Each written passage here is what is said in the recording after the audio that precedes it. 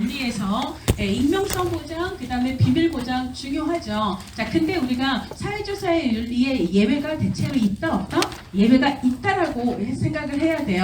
근데 그 예외를 연구자 혼자 정한다? 아니면 연구자가 속한 기관의 조사윤리위원회의 승인을 받아서 정한다? 후자가 맞다라는 거예요. 그래서 익명성 무조건 지켜야 된다? 틀리고 비밀 무조건 보장해야 된다? 틀려요. 그래서 가정폭력이나 뭐 상해나 혹은 자살이라든지 학대나 이런 걸 알았을 때는 비밀 보장에 예외가 된다라는 거 알아야 되고요. 그 다음에 이게 이제 반복해서 나왔는데요. 아무리 공익적 가치가 크더라도 그 연구가 한 사람의 삶을 망가뜨리는 문제가 있다면 우리가 트루먼 쇼 있잖아요. 그죠? 짐 캐리가 완전히 다른 사람들의 뭐 행복을 위해서 완전히 자기 인생이 통으로 부정이 당한 이런 삶을 살죠. 그래서는 안 된다는 거죠. 공익적 가치보다 더 중요한 건 뭐다? 윤리다라고 얘기하는 거 알아두셔야 합니다. 자, 그 다음에 그렇고요. 그 다음에 어떤 경우라도 연구 참여자 속이기는 허용되지 않는데 이런 거 틀린다는 거예요. 익명성 무조건 보장해야 되고 비밀 무조건 보장해야 되고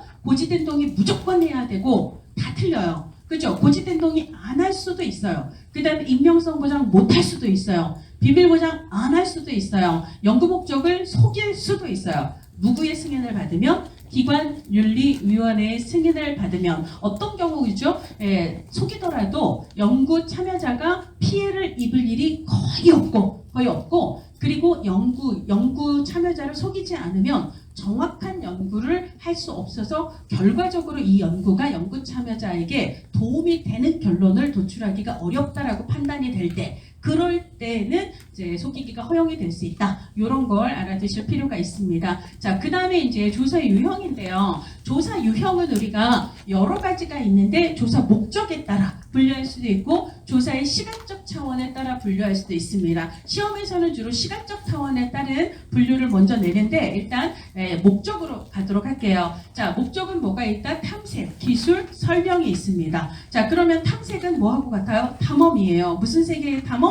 미지 세계. 미지는 모르죠? 뭐죠? 잘 모르는 거예요. 내가 관심은 있는데 잘 몰라요. 알려진 게 너무 없어요. 이럴 땐 뭐한다? 탐색을 한다 라고 얘기를 합니다. 그 다음에 현상의 발생 실태를 아주 상세하게 기술해주고 싶어요. 이걸 우리는 기술이라고 얘기를 하고 대표적으로 뭐 실태조사가 현상을 자세하게 기술하는 조사가 되는 거죠. 자, 근데 이 현상이 왜 발생했는가? 현상의 원인을 규명하는 데 초점을 두는 걸 설명이라고 얘기를 하죠. 이 원인에 의해서 얘는 발생한 결과, 인과관계를 규명한다라고 얘기하죠. 이걸 설명이라고 얘기하는데 대표적인 설명 연구는 뭐다? 설에서 점 하나 빼면 실험이다라고 얘기를 하죠. 실험이 왜 대표적인 설명 연구예요? 즉 인과관계를 잘 규명해요. 그러면 두 글자가 생각나야 돼요. 통제를 잘하기 때문이에요. 통제를 잘하기 때문이다. 무엇을 통제를 하는 거예요? 예를 들자면 나는 A가 B에 영향을 주었다라고 생각을 했는데 사람들은 아니 A 아닐 수도 있잖아? C가 영향을 줬을 수도 있잖아. 예를 들어 선생님들이 누군가한테 난 김유경 강의가 도움이 되었어 라고 얘기할 때 야 너 솔직히 에듀윌 강의도 봤잖아. 에듀윌 강의가 도움이 된 거 아니야? 이럴 수 있다라는 거예요. 그러니까 예를 들어 A가 아니라 딴 것일 수도 있잖아. 이 종속 변수의 영향을 줄 가능성이 있는 유력한 다른 변수들을 뭐라고 부른다? 외생 변수라고 얘기하죠. 둘 외의 변수가 영향을 줄 수도 있잖아. 그게 아니라는 걸 확인해 줘야 돼요. 이걸 뭐라고 하죠? 걔가 개입할 가능성을 통제한다. 혹은 배제한다라고 얘기를 하죠. 그래서 인과관계를 규명하려면 독립변수 이외의 외생변수를 얼마나 잘 통제할 수 있는가가 중요한데 그 통제 능력이 가장 강력한 걸 뭐라고 부른다? 실험이라고 얘기를 하고 실험은 대표적인 설명 연구다라고 얘기를 하죠. 여기까지가 목적에 따른 분류, 탐색과 기술과 설명이 되는 거죠. 자, 그 다음에 이제 우리가 시간적인 차원으로 그래서 일정 시점에서 수집된 데이터를 바로 분석하면 얘는 횡단이라고 얘기를 합니다. 근데 이 시점에서 조사한 데이터를 바로 분석하지 않고 다른 시점에서 또 데이터를 분석한 후에 얘네들을 함께 분석을 하면 이 시차에 어떤 변화가 일어났는가를 알 수가 있죠. 그러니까 이걸 우리가 뭐라고 부른다? 종단 연구라고 얘기를 하죠. 종단조사 종단 연구는 데이터, 분석되는 데이터의 수집 시점에 적어도 최소 2시점 이상의 차이가 나는 걸 얘기합니다. 그러면 서로 다른 시점에서 조사된 사람이 똑같은 사람들일 때는 뭐라고 부른다? 패널이라고 얘기를 하고요. 같은 사람일 필요는 없지만 모든 시점에 조사되는 사람들이 속한 집단이 동일해야 돼요. 그래서 예를 들자면 내가 5년마다 조사를 하는데 5년 전에도 1980년생을 조사를 했다면 5년 뒤에도 사람은 다르지만 80년생을 조사를 해야 되고 다시 5년 뒤에도 사람은 다르더라도 80년생을 조사를 해야 돼요. 사람은 다르지만 속한 집단은 동일해야 해요. 이걸 뭐라고 부른다? 동년배 혹은 동류 혹은 코호트 집단이라고 얘기를 해요. 그렇지만 나는 올해 10대 그 다음에 뭐 10년 뒤에는 그 해의 10대 또 그 해의 10대를 조사를 하고 싶어요. 그러면 10년마다 10대가 똑같은 사람일 수 없습니다. 그렇지 않아요? 그러니까 그때그때 10대를 그 다음에 그때그때의 신입생을 조사하겠다. 얘는 경향이 어떻게 달라졌는가 10대들의 문화의 경향 그 다음에 신입생의 경향이 어떻게 달라졌는가를 분석하는 걸 경향 분석이라고 얘기를 합니다. 그러니까 8번 같은 문제의 핵심은 뭐예요? 동일노인이에요. 동일노인을 10년간 매년이니까 10번 조사했다는 거죠. 정단이면 같은 사람이니까 동일한 사람이면 패널이 되는 거죠. 그 다음에 9번 문제 핵심은 뭐예요? 관련 연구나 선행 자료가 상당히 부족해요. 나 그거 조사하고 싶은데 잘 몰라. 모르면 탐험입니다. 탐험은 뭐다? 탐색적 연구다라고 이야기를 한다라는 거죠. 10번도 마찬가지 얘기예요. 자, 그 다음에 이제 조사 과정이 있는데요. 조사 과정에서 암기는 뭐죠? 예, 주문 가설이에요. 무조건 주가 먼저입니다. 주제가 먼저예요. 주제, 문제, 가설, 설계 순이 되는 거죠. 주제, 문제, 가설, 설계 순이 돼요. 자, 그때 설계한다라는 건 뭐예요? 방법을 정하는 거예요. 가설을 검증하기 위해서 내가 어떻게 측정하지? 측정 방법. 내가 어떻게 자료를 수집하지? 자료 수집 방법. 그 다음에 어떻게 표집을 하지? 표집 방법을 정하는 걸 설계라고 얘기를 합니다. 그럼 이 문제에서 가장 먼저 와야 되는 건 주문 가설이에요. 그러면 주제를 정하는 디귿이 먼저 와야 되잖아요. 그러니까 바로 여러분들은 1, 2, 3 날려놓고 싹싹싹 그어놓고 이 문제의 핵심은 기억이 먼저인가 니은이 먼저인가 있다라는 걸 알아차려야 돼요. 그러면 기억은 표지 방법 수립입니다. 뭐죠? 설계예요. 자, 그 다음에 2번은 가설이에요. 그럼 가설이 먼저예요? 설계가 먼저예요? 주문 가설이니까 가설이 먼저예요. 니은이 먼저고 기억이 그 다음이니까 나머지는 볼 거 없이 답은 5번이 되는 거죠. 그렇죠? 그런 식으로 우리가 순서 문제를 찾아야 합니다. 자, 분석 단위 문제는 출제 비중이 조금 떨어져요. 그래서 요거 일단 넘어가도록 할게요. 연구 문제도 많이 나오지 않습니다. 자, 그 다음에 이제 연구 가설하고 변수가 많이 나오는데요. 자, 이거 18번. 요런 문제가 조금 난도가 높죠. 그래서 18번 통계적 가설 검증입니다. 우리가 이제 가설을 세우는데요. 연구자가 연역법에 따라 기존 연구를 토대로 해서 가설을 세우죠. 내가 관심 있는 이 B는 A 때문에 생긴 것 같아. A가 B에 영향을 줄 것이다 라고 가설을 세워요. 이게 연구자가 세운 가설, 연구가설 혹은 조사가설이라고 얘기를 하는데요. 연구가설은 직접적으로 자기의 가설이 맞는지를 입증할 수 있다? 아니면 이게 틀리지 않았다고 말할 수 있는가? 이게 반증 가능성으로 접근을 하는 게 맞아요? 지금은 후자가 맞는 얘기예요. 사람은 유한한 인물이기 때문에 인간이기 때문에 세상에 존재하는 내 가설과 관련된 모든 데이터를 확인할 수 있다 없다? 없습니다. 설사 내가 세상에 존재하는 모든 데이터를 확인해 보니 A가 높으면 B도 높더라 하더라도 내일 다른 사례가 출현할 가능성을 배제할 수가 없기 때문에 이런 겸손한 마음으로 사실 우리는 그 말이 맞는지 진위 자체를 직접 검증하는 건 불가능하다. 우리가 할 수 있는 건 혹시 틀리지는 않았을까? 반증할 수 있는 거다. 근데 반증을 못하면 아직까지는 그게 맞다고 믿어주는 거고요. 반증을 하면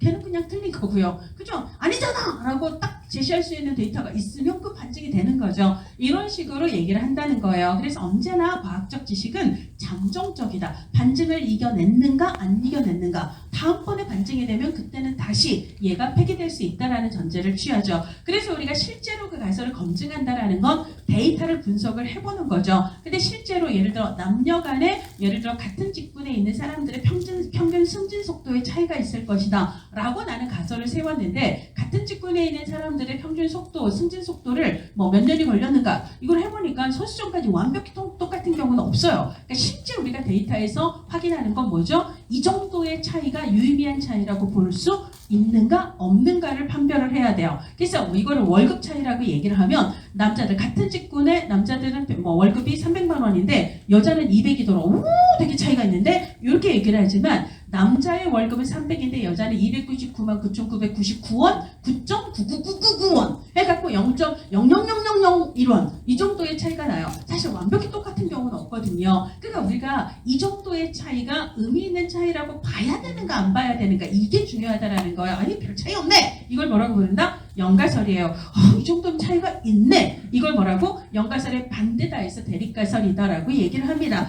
별 차이 없네. 성별에 따라서 임금 차이 별로 없네. 이러면 내 가설은 맞는 거예요? 틀리는 거예요? 난 성별에 따라 차이가 있다라고 가정을 했거든요. 별 차이 없네. 그러면 내 가설은 지지가 되지 않는다라고 얘기해요. 그러니까 내 가설이 살아남으려면 뭘 이겨야 돼요? 연가설을 이겨야 돼요. 연가설의 반증을 이겨내야 되거든요. 그래서 우리가 뭐라고 얘기해요? 연가설이 틀렸다라고 기각을 하고 내가 살아남아야 된다. 그래서 연가설을 기각한다라고 얘기를 합니다. 그럼 우리가 확신을 가지고 이 연가설 넌 틀렸어! 라고 얘기를 하려면 그러면 이 기준 얘기하는데요. 유의 확률이 유의 수준보다 낮아야 한다. 이거 기출에도 나왔고 또 나왔던 거라서 이게 무슨 말이냐. 말을 이해를 해야 되죠. 유의해 이 말은 무슨 말이에요? 이거 틀렸을 수도 있으니까 유의해에 자신이 없다라는 얘기예요.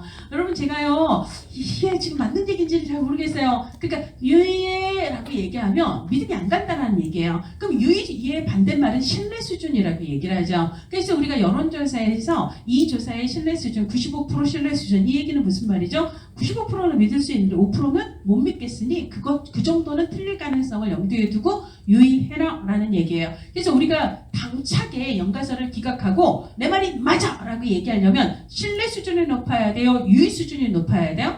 신뢰 수준이 높아야 돼요. 신뢰 수준이 95%면 유의 수준은 5%가 되는 거고요. 신뢰 수준이 99%라면 유의 수준이 1%가 되는 거예요. 그러니까 당연히 신뢰 수준이 높고 유의 수준이 낮아야 되거든요. 그래서 유의 수준 값이 어느 정도보다 낮아야 되는가를 우리가 보통 사회과학은 95% 신뢰 수준을 얘기해요. 그러니까 보통 유의 수준의 기준값을 5%로 보통 잡아요. 그러니까 적어도 우리가 유의 수준이 낮다라는 것은 이것보다는 낮아야 된다라는 거예요. 그래서 당신이 조사한 데이터 값의 유의 확률이 적어도 5%, 이 유의 수준보다는 낮아야 신뢰 수준이 높다라는 얘기거든요. 그래서 이제 5%보다 낮아야 적어도 95% 이상의 신뢰를 할 수 있으니 그러면 그때는 당차게 연가설 기각하고 네 말이 맞다라고 결론을 내릴 수 있지만 그렇지 않으면 안 된다. 라고 얘기하는 거예요. 그러니까 유의 확률이라는 말 자체가 이 조사 못 믿겠다 이런 정도라고 생각을 하시면 당연히 낮아야 된다는 거예요. 어차피 시험 문제에선 높아야 이렇게 나올 거거든요. 유의 확률이 높아야 좋은 건지 낮아야 좋은 건지 이거를 시험에서 순발력 있게 생각을 해야 되기 때문에 유의는 신뢰하고 반대말이다. 당연히 신뢰 수준이 높아야 되고 그러니까 유의는 낮아야 되기 때문에 그거 어떤 기준보다 더 낮아야 된다. 그래야 연가설을 기각하고 내 말이 맞아라고 결론을 내릴 수 있다라고 생각을 하세요. 나머지는 뭐 일단 넘어가도록 하겠습니다. 자, 그다음에 이제 변수의 유형이 시험 문제에 많이 나오죠. 자, 변수의 유형은 우리가 이제 가설을 세우면 독립변수가 종속변수에 영향을 준다. 이렇게 이제 영향을 주는 변수를 독립변수, 영향을 받는 결과변수를 종속변수라고 얘기해요. 자, 그래서 예를 들어 김유경의 강의를 들으면 시험 성적이 오른다라고 얘기를 할 때 사람들이 왜? 그러면 김유경 강의를 들으면 내용이 쏙쏙 이해가 가. 혹은 뭐 공부가 갑자기 즐겁다는 약간 뽕 맞은 느낌이 들어. 그래서 공부하게 돼. 뭐 이런 것들이잖아. 아니면 그분 이게 무서워. 공부 안 하면 막 욕한다? 그래서 안 할 수가 없어. 여러 가지 이유들이 있잖아요. 왜? 라고 얘기할 때 김유경의 강의를 들으면 이렇게 되고 이게 뭐죠? 독립변수의 영향을 받는 거예요. 그래서 이게 결국은 종속변수의 영향을 주지 라고 얘기하는 독립과 종속 사이에서 얘네들을 연결하는 매개 역할을 하는 그 변수를 뭐라고 부른다? 매개 변수라고 이야기를 하게 되죠. 근데 시험 문제에서는 뭐가 많이 나온다? 조절 변수가 훨씬 더 많이 나와요. 조절 변수는 아니 그럼 김유경 강의 들으면 똑같이 다 성적이 오르나? 아니에요. 지금 여기 여러분들이 있지만 여러분들 예를 들자면 이 수업 끝나고 조설원 테스트 해보면은요 천차만별일 거거든요. 그러면 김유경의 강의를 듣는데 왜 사람들은 또 차이가 생기지? 독립변수가 사람마다 영향을 주는, 종속변수에 영향을 주는 정도가 왜 차이가 나는가? 그것 말이지. 이거에 따라 달라. 복습을 했는가? 얼마나 집중을 했는가? 이런 거 있잖아요. 그죠? 얼마나 머리가 맑은가? 에 영향을 받는다라고 이야기를 하죠. 그러면 이거는 뭐예요? 독립이 종속변수에 영향을 미치는 정도를 조절한다 해서 이것을 조절변수라고 얘기를 해요. 왜 독립변수가 종속변수에 영향을 주는 게 사람마다 다른가를 설명하는 변수입니다. 따라서 예를 들자면 지역사회 응집력이 거주기간에 영향을 받거든요. 그러니까 지금 보면 지역사회 응집력에 거주기간이 영향을 미치기 때문에 영향을 미치는 변수, 즉 거주기간은 뭐죠? 독립 변수가 되는 거고요. 영향을 받는 변수는 결과 변수, 즉 종속 변수가 됩니다. 그러니까 거주는 독립인 거고 영향을 받는 응집력은 종속 변수가 되는데 그게 나이가 많은 사람과 나이가 적은 사람이 좀 차이가 있다라는 거예요. 그럼 이때 나이는 뭐가 되는 거죠? 영향을 받는 정도가 나이에 따라서 달라요. 이 나이는 조절 변수다라고 이야기를 해야 합니다. 이런 식으로 조절 변수를 구분하는 문제가 나와요. 자, 근데 아까 제가 설명적 조사는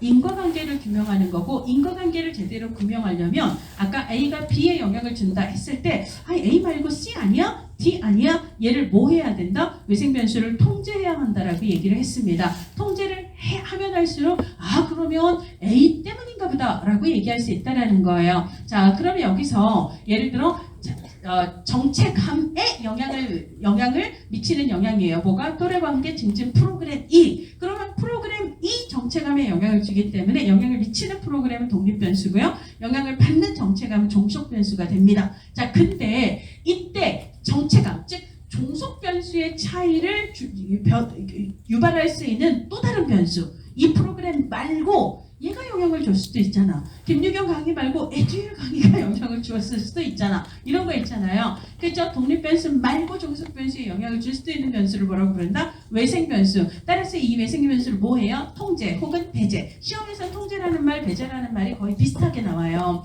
통제 혹은 배제할 수 있어야 이게 진짜 독립변수 때문인지 아닌지를 확인할 수 있다라고 얘기를 합니다. 그래서 걔를 외생변수라고 이야기를 한다는 거예요. 통제를 해야 된다라는 거죠.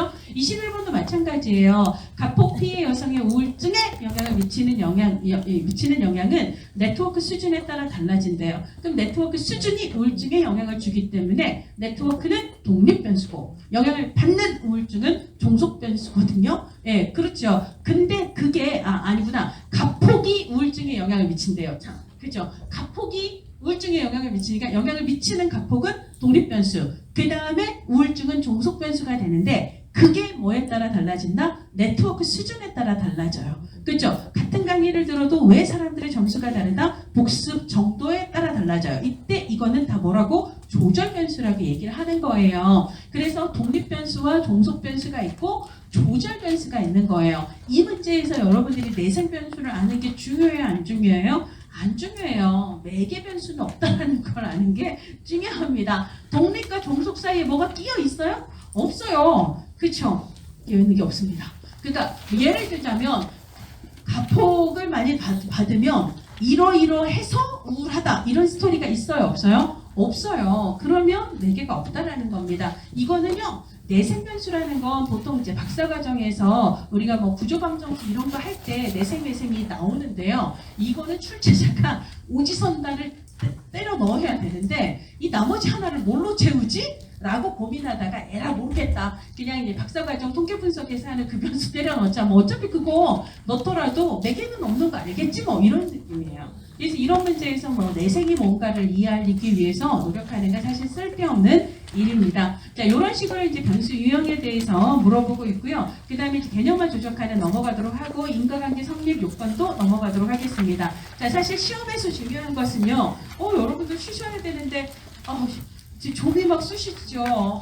진짜 정말 왜 막 이렇게 스트레칭을 하세요. 그렇죠? 그래서 만약에 힘들면 그러니까 나는 지금 왈츠를 추고 있다. 저 사람과 함께 왈츠를 추고 있다. 그래서 이렇게 저는 이렇게 합니다. 실제로 그래서 이렇게 리듬을 타면 훨씬 더 많이 와닿는 것 같아서 저를 들으면서 리듬을 타시면 돼요. 흔들흔들 하시기도 하고, 아 그래 내적 타당도 외적 타당도 이런 식으로 저 선생님이 저를 보는 것 같아요. 저 선생님이 나를 보나? 이거 내인가? 예요. 내인가? 그래서 내적 타당도는 인과관계예요. 왜일까? 외적 타당도는 일반화 가능성입니다. 자, 그래서 시험에서 일반화 가능성, 일반화할 수 있는 거 왜일까? 외적 타당도고요. 내인가에서 요거 페이지가 안 보이셔서 조사원의 26번 문제 쪽입니다. 20문제 조사 설계의 타당도 쪽이 시험 문제에 많이 나오죠. 자, 그래서 기본으로 내적 타당도는 내인과 인과관계에 초점을 두는 거고요. 그럼 우리가 내적 타당도 인과관계 하면 아까 설명적 연구에서 뭐가 중요하다? 외생 변수를 통제하는 게 중요하다라고 얘기를 했습니다. 그 외생 변수들을 달리 얘기하면 내적 타당도, 즉 인과관계를 헷갈리게 만드는 다른 요인들이라고 얘기하죠. 이걸 뭐라고 불러요? 내적 타당도 저해 요인. 결국은 외적 타당도하고 똑같은 얘기예요. 자, 그래서 내적 타당도 저해 요인에는 뭐가 있다? 이거 제가 말씀드렸나요? 탈모 확산에 편향된 역사 이런 얘기 했나요?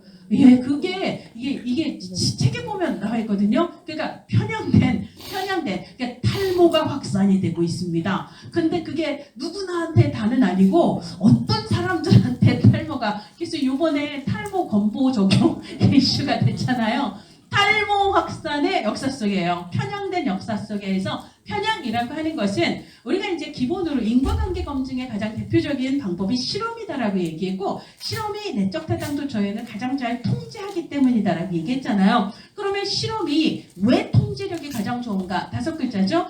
조사 대상을 실험 집단과 통제 집단으로 뭐 하기 때문이다? 무작위 할당을 하기 때문이다. 그래서 기본으로 모든 사람에게 독립변수를 개입을 시키는 게 아니라 100명이 있으면 50명은 개입을 시키고 50명은 개입을 시키지 않는 거예요. 이거 개입을 시키는 집단의 실험 집단, 개입을 시키지 않는 집단은 통제 집단이라고 얘기를 하죠. 개입 여부의 차이가 실제 변화를 야기하는 걸 알아야 돼요. 근데 그 전에 이미 두 집단이 속성이 달랐다면 원래 통제 집단이 원래 중증이 많았잖아요. 이렇게 얘기를 할 수가 있기 때문에 실험이 개입 여부의 차이만을 제대로 변별하기 위해서 전제가 돼야 되는 건 뭐예요? 실험 집단과 통제 집단의 원래 차이는 없었다라는 동질성을 전제로 해야 되는 거죠. 그래야지만 같은 기간 동안 개입을 하고 안 하고가 어떤 차이를 유발했는가, 인과관계를 명확하게 알기 위해서 두 집단의 동질성을 담보하기 위해서 하는 걸 뭐라고 부른다? 조사 대상 100명을 50, 50에 어떻게? 무작위로 할당을 해야 동질성을 담보, 다른 그 변수의 차이가 개입되지 않도록 통제할 수 있다라고 이야기를 합니다. 근데 만약에 내가 두 집단의 무작위 할당을 하지 못하고 이쪽은 참여자만 받고 이쪽은 안 참여하겠어요 라고 하는 이런 사람을 받게 되면 이미 이쪽은 의지가 높은 거잖아요. 특정의 속성이 이쪽으로 더 많이 가는 거예요. 이쪽이 더 중증이 많이 들어가 버리거나 이쪽이 더 고령자가 많이 들어가거나 이쪽이 더 여자가 많이 들어가는 걸 다 뭐라고 한다? 편향된 선별이라고 이야기를 하죠. 뭘 못했을 때? 무작위 할당을 못했을 때 이런 문제가 있습니다. 그 다음에 편향된 탈모에서 탈은 뭐죠? 조사 대상이 중간에 탈락을 하는 현상을 얘기를 하죠. 모방과 확산입니다. 탈모 확산에서 모 확산은 모방과 확산. 실험 집단과 통제 집단이 상호 교류를 하면 돼요? 안 돼요? 안 됩니다. 근데 서로 상호 교류를 하면 기본으로 통제 집단이 실험 집단을 모방하거나 실험 집단의 효과가 통제 집단까지 확산이 되는, 그래서 개입 여부 차이가 분간이 안 되는 문제가 생겨요. 이것을 뭐라고? 확산과 모방 혹은 모방과 확산이라고 얘기를 하죠. 그래서 편향된 탈모 확산의 역사 속이에요. 역사 요인은 우리가 우연한 사건 요인이라고도 합니다. 실험 기간 동안 다른 일이 발생을 하는 거예요. 다른 사건이 발생을 하는 거예요. 이런 것들을 예를 들어 김유경의 강의가 진짜로 성적 향상에 영향을 주는가? 근데 실제로 여러분들 공부하는 동안 여러분들의 남편이나 여러분들의 아이들이 난 엄마가 너무 존경스러워요. 엄마가 해내실 거라고 믿어요. 이런 얘기를 하는 바람에 나 이번에 떨어지면 개망신 될 것 같은 이런 거 있잖아요. 이런 것들. 그래서 사실은 김유경이 강의 때문이 아니라 나를 믿고 바라보는 내 아들, 내 딸, 엄마 내가 내 친구들한테 다 얘기했다 이런 거 있잖아요. 친구 엄마들한테도 개망신이 될 것 같은 이런 거 있죠. 그럼 사실 내가 실제로 성적이 올라가는 거에 강의가 영향을 주었을 수도 있지만 그 기간 동안 다른 일이 영향을 주었을 수도 있다. 이것을 우리가 역사 요인이라고 얘기를 합니다. 특별한 일은 없었지만 시간이 흘렀어요. 그 시기가 원래 그래요. 이건 뭐라고? 성숙이라고 이야기를 합니다. 시간의 영향을 주로 받는 걸 성숙이라고 얘기를 해요. 그래서 편향된 탈모 확산의 역사 속에 성숙한 통계적 회계 도구, 검사 도구라고 얘기하죠. 통계적의 핵심은 뭐예요? 통계적 회계의 핵심은 애초에 너무 높은 혹은 너무 낮은 점수를 가진 사람들, 그래서 우울이 되게 높은 사람들을 대상으로 했거나 그 다음 자존감이 너무 낮은 사람들을 대상으로 하면 이들의 사후 점수는 내려가거나 이들의 사후 점수는 올라가는 경향이 있다. 이게 평균으로 회귀하는 경향이 있다. 그래서 이들의 우울이 낮아진 이유가 내가 개입을 잘해서일 수도 있지만 워낙 극단적으로 높다 보니까 올라가기보다는 내려갈 확률이 이미 높았기 때문에 이걸 뭐라고 부른다? 통계적 회귀라고 이야기를 하죠. 점수가 높다 낮다 에서 시작을 하는 거고요. 그 다음에 검사 도구, 기억, 디귿이라고 얘기를 했습니다. 사전 사후를 같은 검사를 하면 검사 도구예요. 같은 검사 도구예요. 기억입니다. 다른 검사 도구 효과예요. 그래서 우리가 사전 사후를 다른 도구를 사용해서 측정을 하면 뭐다? 이건 도구 효과라고 얘기를 하고 같은 검사를 사용하면 풀어본 문제 또 풀기 때문에 앞점수에 영향을 받게 돼서 사후 점수가 높아지는 걸 검사 효과라고 얘기를 한다는 거죠. 그런 얘기들을 했었고요. 우리가 이제 외적 타당도 왜일까? 일반화 가능성에 여기서 결론을 내린 걸 외적 타당도 이거를 더 많은 대상에게 일반화할 수 있으려면 이 대상이 전체 대상에 대한 뭘 가져야 된다? 대표성을 가져야 된다. 대표성을 높이기 위해서는 표본이 작을수록 좋아요? 클수록 좋아요? 클수록 좋습니다. 표집을 비확률로 뽑는 게 좋아요? 확률로 뽑는 게 좋아요? 확률로 뽑는 게 좋다라는 거죠. 그러고 이제 대표성을 담보를 했어요. 그래서 조사 대상자를 100명을 뽑았는데 이 사람들이 다 저 사람이 나를 보고 있네? 이런 거 있잖아요. 이걸 뭐라고 부른다? 의식한다. 이걸 조사 반응, 조사에 반응한다라고 얘기하죠. 그래서 그 사람이 원래 모습을 보여주지 않고 보여줘야 되는 모습을 보여주는 거. 그럼 여기서 나온 것을 일반화할 수 있다 없다? 없어요. 그래서 이걸 뭐라고? 조사 반응성이 유발이 되면 외적 타당도 높아져요? 낮아져요? 낮아져요. 이 조사 반응성과 관련되는 걸 호손 효과, 플라시보 효과라고 얘기를 합니다. 따라서 외적 타당도를 높이려면 호손 효과나 플라시보 효과를 뭐 해야 된다? 통제해야 한다라고 이야기를 하는 거죠. 그것과 관련된 시험 문제들이 많이 나오죠. 자, 대표성이 높으면 외적 타당도는 높아진다라고 얘기를 했습니다. 근데 반응성이 높으면 외적 타당도는 떨어진다라고 얘기했습니다. 왜일까? 그래서 일반화 가능성과 관련이 있습니다. 그래서 인과관계는 내적 타당도와 관련이 있다라고 이야기를 했습니다. 가장 기본적인 거고요. 자, 아동학대 예방을 위한 28번 부모 교육의 효과성 검증을 위해서 교육 참여를 희망하는 부모를 모집해서 교육을 실시했어요. 교육을 실시한 집단을 실험 집단이라고 얘기를 하는데 애초에 내가 부모를 100명을 모아놓고 무작위로 니네는 교육받아 이렇게 한 게 아니라 참여를 희망하는, 즉 자발적 의지가 있는 사람들이 그쪽으로 갔고요. 그 다음에 나머지 사람들은 희망하지 않은 사람들이에요. 그럼 이건 무작위로 나는 거예요? 아니면 희망자가 이쪽으로 더 많이 배치되는 편향된 선별이 되는 거예요? 편향된 선별이 되는 거죠. 그래서 2번이 문제가 되는 거죠. 그런 이야기들을 하고 있습니다. 자, 그 다음에 쭉 넘어가셔서 33번을 보도록 할게요. 외적 타당도가 나왔어요. 자, 외적 타당도를 저해하는 요인은 대표성이 떨어지는 표본이거나, 그렇죠? 대표성이 떨어지거나 반응성이 높을 때 외적 타당도가 떨어지겠죠. 그렇죠? 그러니까 연구 참여자의 반응성이 유발이 되면 얘는 내적이 아니라 외적 타당도 저해 요인이다라고 바로 생각을 하셔야 되고요. 그 다음에 탈모에서 탈 있고요. 그 다음에 외부 사건, 우연한 사건, 역사, 히스토리예요. 히스토리는 역사 요인 딴 1이라고 얘기를 했습니다. 자, 그 다음에 통계적 회귀는 매우 높고 매우 낮은 사람 대상일 때, 그 다음에 확산과 모방은 실험 집단의 영향이 확산이 되거나 통제 집단이 실험 집단을 모방하는 경우 다 내적 타당도 저해 요인에 해당하는 거고요. 그 다음에 올해 시험, 요거 한번 볼게요. 자, 올해도 사실 이거하고 거의 똑같은 문제가 나와서 올해 문제는 제가 뺐는데요. 자, 34번 연구의 외적 타당도를 저해하는 상황으로 오른 것은, 자, 연구 대상의 건강 상태가 시간의 경과에 영향을 받았대요. 시간의 경과를 두 글자로 성숙이라고 얘기를 합니다. 그 다음에 동일 도구는 뭐예요? 같은 도구예요. 같은 도구 반복하면 검사 효과, 다른 도구를 사용하면 도구 효과라고 얘기했습니다. 그러니까 얘는 검사 효과에 의한 내적 타당도 저해가 되는 거고요. 다른 도구를 썼으니까 3번은 도구 효과가 됩니다. 그 다음에 실험 집단과 통제 집단의 연령 분포. 이쪽이 고령자가 더 많이 들어갔고 이쪽이 저연령자가 더 많이 들어갔어요. 이거 뭐라고 부르죠? 편향이라고 얘기해요. 무작위로 나누지 않았다라는 거예요. 연령이 서로 달랐다라는 거죠. 그래서 1, 2, 3, 4 모두 맞는 얘기예요. 자발적 참여자만을 연구 대상으로 뽑는 거 아까도 얘기했죠. 이거 무작위의 반대말이거든요. 무작위로 사람들을 뽑아야 되는데 이게 지금 할당을 얘기하는 게 아니라 실험 집단과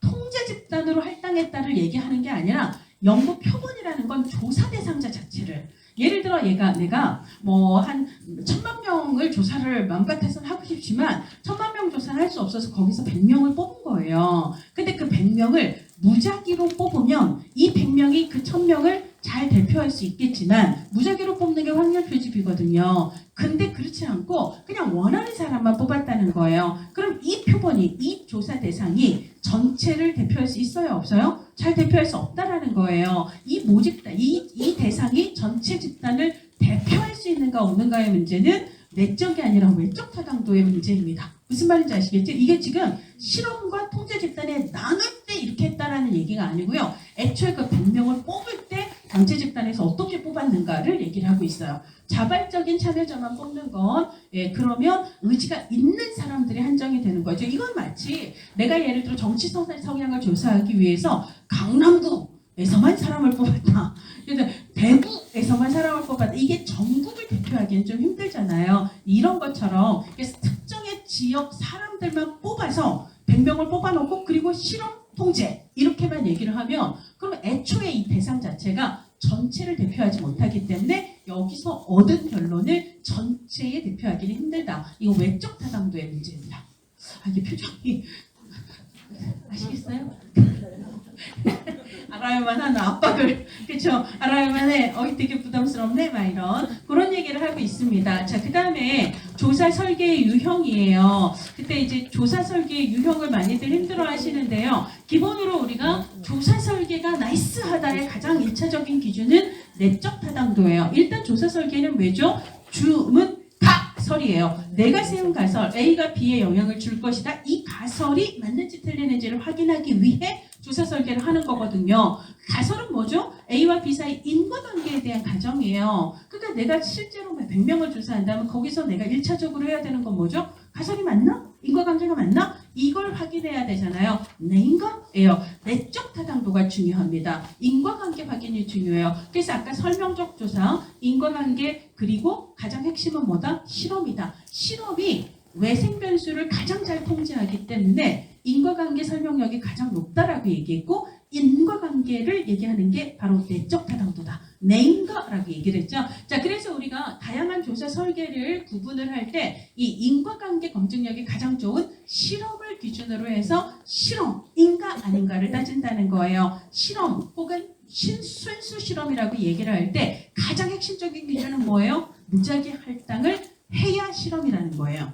무작위 할당을 하지 않으면 아까 통제를 할 수 있다 없다? 없습니다. 그래서 실험이 되기 위해서 무작위 할당으로 조사 대상을 나눠야 하는데 근데 무작위로 대상을 나누기가 힘든 경우가 있어요. 예를 들자면 오늘 여러분들 다 모이게 한 후에 제비뽑기를 하는 거예요. 어떤 건 O, 어떤 건 X 이렇게 해놓고 제비뽑기를 해서 여러분 X는 다 가세요 라고 얘기하는 거죠. 무작위로 O 뽑힌 분들만 오늘 강의를 들으시고 그러고 난 다음에 강의를 들은 분들과 강의를 안 들은 분들이 실제로 조사는 좀 그러니까 사회복지사 점수에 얼마나 차이가 있는지를 보겠습니다. 그럼 여기까지 와서 X 뽑고 집으로 돌아가신 분들은 겁나게 짜증이 나는 거거든요. 그러니까 실제로 우리가 어떤 프로그램 효과를 따지기 위해서 동일한 욕구를 가진 사람들을 무작위로 나누어서 누구만 실험을 하고 누구는 안 하고 이루기는 쉽지가 않다라는 겁니다. 그래서 이제 보통 우리가 무작위 할당을 하지 못할 때 그 무작위 할당 대신이라도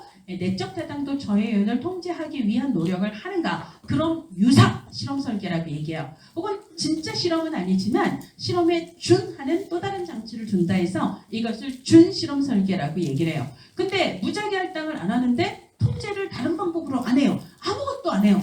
그러니까 무작위 할당도 없고 다른 통제에 대안도 없어요. 이걸 뭐라고? 이거를 맨 마지막에 원시 실험 설계 내지는 전 실험 설계라고 얘기를 하죠. 그래서 우리가 요거를 외울 때는 일단 정태는 통제를 못해요. 이렇게 외우려겠어요. 일단 정태, 1회살이 설계, 정태적 집단 설계, 그 다음에 일단 단일 집단 사전 사후 설계, 그리고 정태 집단 비교 설계는 무작위 할당도 안 하는데 다른 통제 방법도 없어요. 그러니까 아예 통제를 못하는 설계예요. 그래서 얘네들은 셋 다 통제를 못한다라고 이야기를 했죠. 그래서 이제 우리가 통통 솔로몬요 해갖고 통제 이게 쭉 이렇게 있습니다. 하나하나 설명할 시간이 없어서 넘어가야 됩니다. 자, 그래서 쭉 이게 최근 문제를 한번 보도록 할게요. 최근 문제를 보도록 합시다. 자, 작년 문제예요. 39번 문제를 보도록 합시다. 39번. 요게 이제 가장 기본적이면서도 쉬운 문제예요. 심리상담 프로그램이 시설 입소 노인의 정서적 안정감에 영향을 미치는지를 알아보기 위해서 사전조사를 하지 않았어요. 그리고 A 요양원 노인들을 대상으로 프로그램을 실시했습니다. 그리고 나서 프로그램을 종료한 후에 인구사회학적인 배경이 유사한 비요양원 노인들을 비교 집단으로 해서 두 집단의 정서적 안정감을 측정했다라고 이야기를 하거든요. 자, 이게 뭐냐면 우리가 이제 기본으로 여기다 쓰지를 못하지만 우리가 이제 이게 통제 집단 사후성 이거 플라시보 통제 집단 설계는 신경을 쓸 필요가 없어요. 걔는 그냥 이렇게 선지를 채우는 용도라고 보시면 되고요. 우리가 통제 집단 사전 사후 설계가 있고 통제 집단 사후 설계가 있죠. 그러니까 사전 사후 검사를 다 하면 사전 사후 설계지만 사후 설계만 검사만 하면 사후 검사 설계예요. 근데 우리가 통제 집단으로 시작되는 통은 뭐죠? 무작위 할당을 했다라는 얘기예요. 통제를 했다라는 얘기거든요. 그죠? 통제는 기본으로 무작위 할당으로 하는 거니까. 그런데 여기서는 무작위 할당을 처음부터 하고 누구는 주고 안 한 게 아니잖아요. 그러니까 일단은 4번은 제껴야 합니다. 자, 그 다음에 비동일 통제 집단 설계라고 하는 것은 사전 사후 설계를 하고 그리고 그 실험 집단에만 개입을 하지만 무작위 할당은 할 수 없어서 애초에 두 집단을 유사하게 나누는 거예요. 예를 들자면 A 집단과 그 다음에 되게 속성이 비슷한 평균 연령이나 이런 게 비슷한 B 집단을 나눠놓고 난 다음에 그러고 난 다음에 사전 사후를 하고 이쪽은 개입을 하는 거예요. 근데 얘는 일단 사전 검사가 없어요. 그러니까 비동일 통제 집단은 사전 사후 검사를 다 하거든요. 사전 검사가 없어요. 그러니까 해당이 되지 않는 거고요. 그리고 미리 유사한 두 집단을 무작위 할당은 아니더라도 유사한 두 집단을 만들어 놓고 시작을 한 게 아니기 때문에 얘는 비동일 통제 집단이 되지 않아요. 이게 뭐냐면 이거는 그냥 나는 개입을 하고 사후 검사를 할 때 얘랑 비슷한 애랑 비교를 하겠다는 거예요. 이래서 정태 집단이에요. 정태라는 건 뭐예요? 가만히 있다가 정태가 가만히 있는 거잖아요. 가만히 있다가 뭐만 당한 거? 비교만 당했다는 거. 이걸 우리가 정태적 비교 집단 설계라고 얘기를 하거든요. 가만히 있다가 그냥 걔랑 마지막에 비교만 당했다 이런 거예요. 그래서 이걸 정태적 비교 집단 설계라고 이야기를 합니다. 다중 시계열 설계, 시계열 설계 핵심은 뭐예요? 여러 번에 걸쳐서 반복 측정했다 이런 게 나와야 이게 시계열인데 여기서는 그런 얘기가 없기 때문에 얘는 틀리는 이야기가 되는 거죠. 자, 그 다음에 40번 보시면 다문화 교육이 다문화 수용성에 미치는 영향을 알아보기 위해 100명을 무작위로 나눴거든요. 그럼 무작위는 무조건 실험 설계에 해당이 됩니다. 자, 그러면 전형적인 실험 설계가 맞는 거예요. 그리고 교육 실시 전에 사전 검사했고 그 다음에 실시 후에도 사후 검사를 했고요. 그 다음에 한 집단, 즉 실험 집단에만 실험을 했어요. 이게 가장 전형적인 실험 설계가 됩니다. 자, 외적 요인은 외생 변수하고 똑같은 얘기예요. 외생 변수를 통제했다라고 볼 수 있어요? 없어요? 외생 변수를 통제했다고 볼 수 있어요? 없어요? 오해요. 무작위로 나눴는데 이제 실험이 외생 변수가 뭐예요? 아까 A가 B에 영향을 미친다라고 인과관계를 세웠을 때 이 인과관계를 검증하기 위해서 가장 필요한 건 뭐다? 통제예요. 뭘 통제해야 되죠? 외생 변수를 통제해야 돼요. 이거 C 때문 아니야?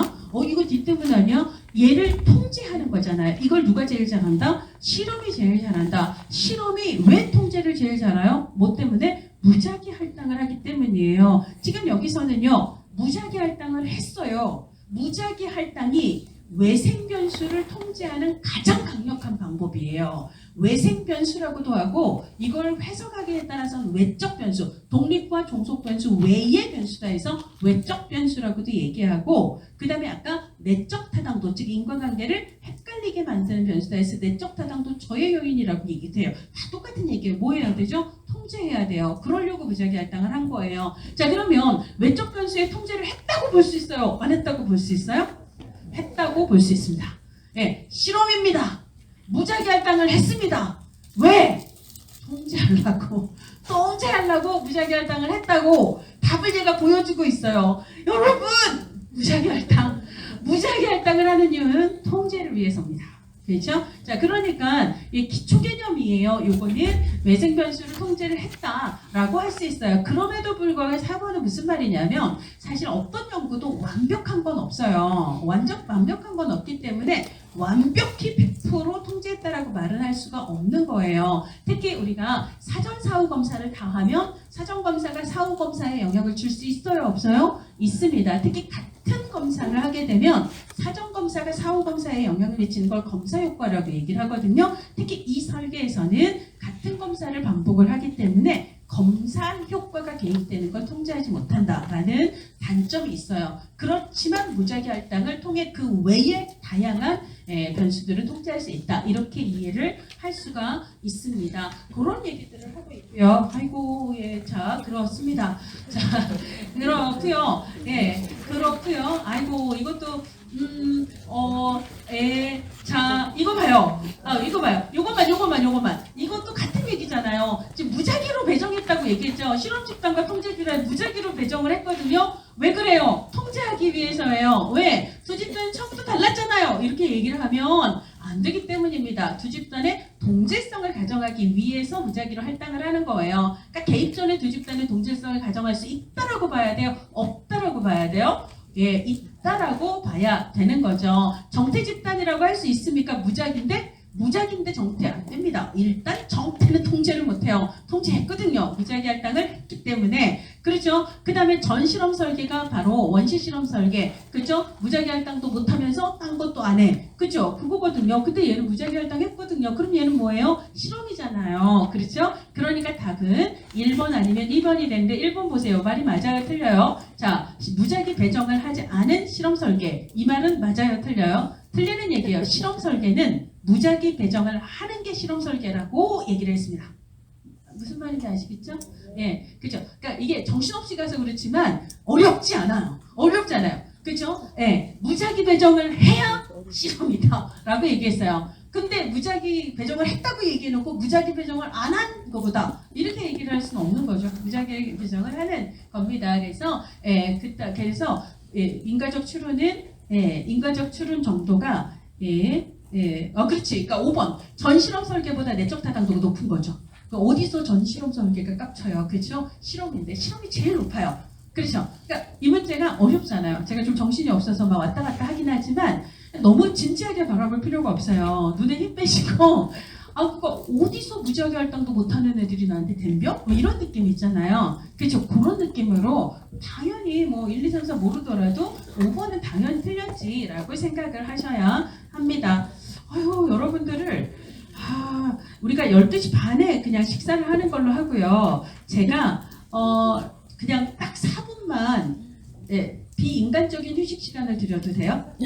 12시 30분에 식사를 하는 걸로 하고 그래도 되나요?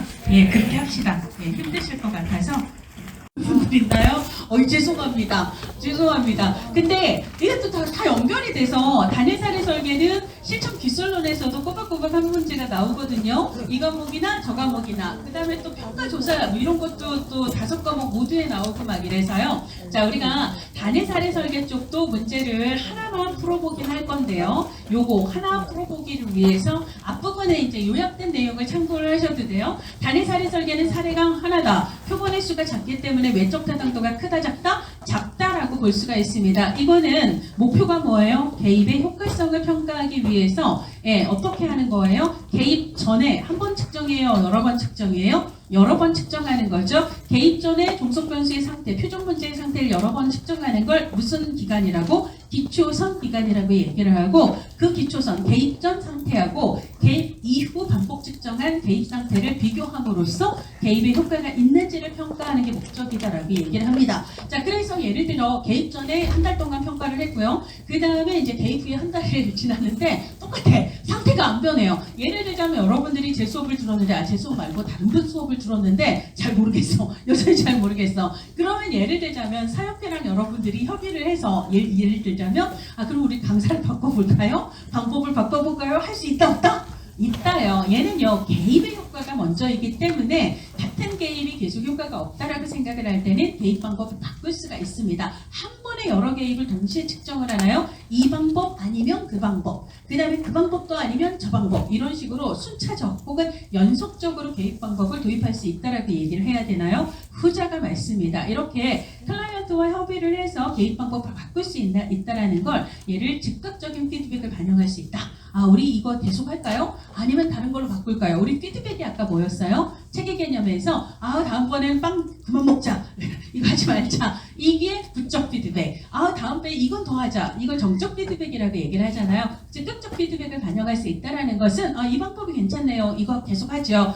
이 방법 아닌 것 같아요. 딴 방법으로 바꾸죠. 라고 할 수 있다 없다? 있다가 맞는 얘기죠. 그리고 다양한 설계가 있지요. 자, 모든 단일산의 설계는 기초선에서 시작을 해야 한다. 이 말은 맞아요? 틀려요? 그렇지 않다. 신속한 개입을 요할 때에는 기초선 없이 B부터 시작하는 설계가 있다 없다? 있다가 맞습니다. 다중 두 개가 있어요. 개입 방법을 이렇게 바꿔가는 걸 다중 요소 설계라고 얘기해요. 다중 기초선 설계라고 얘기해요.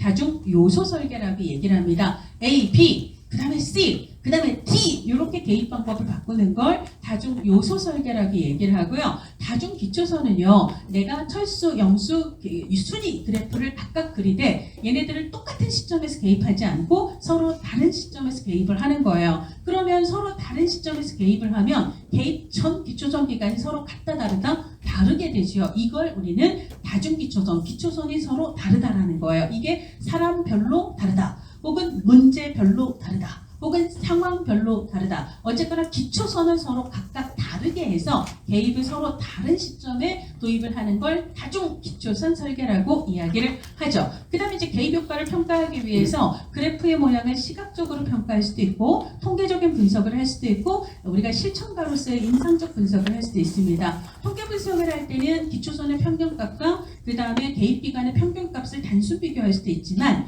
근데 기초선의 이 불안정할 때 이건 뭐냐면 이미 점수가요. 우리가 그래프로 그렸을 때 이쪽은 점수가 낮고 이쪽은 높아요. 이거를 평균만 내면 당연히 개입의 효과가 있는 것처럼 보이는데 문제는 점수의 분포가 여기 그 다음에 얘는 여기 이건 뭐예요? 평균값은 이쪽이 높지만 이미 기초선에서 뭐가 있었다? 점수가 상승하는 경향이 있었기 때문에 개입을 안 했어도 나타날 수 있는 문제 아닌가? 이거 개입 때문에 나타난 게 아닌 것 같은데 이런 의심이 드는 걸 뭐라고 부른다? 기초선이 불안정하다라고 얘기를 합니다. 그럴 때는 단순 평균 비교를 한다. 기초선의 경향을 반영한 경향선 접근 혹은 경향선 분석을 한다. 후자가 맞다라는 거죠. 이런 내용으로 구성이 되는 게 단일사례 설계고요. 실천 기술론 쪽에서는 아까 다중 기초선 설계 있잖아요. 철수 그래프, 영수 그래프. 근데 철수는 일주일 뒤에 개입, 영수는 3주 뒤에 개입. 해갖고 1주와 3주라는 기초선 기간을 서로 다르게 두는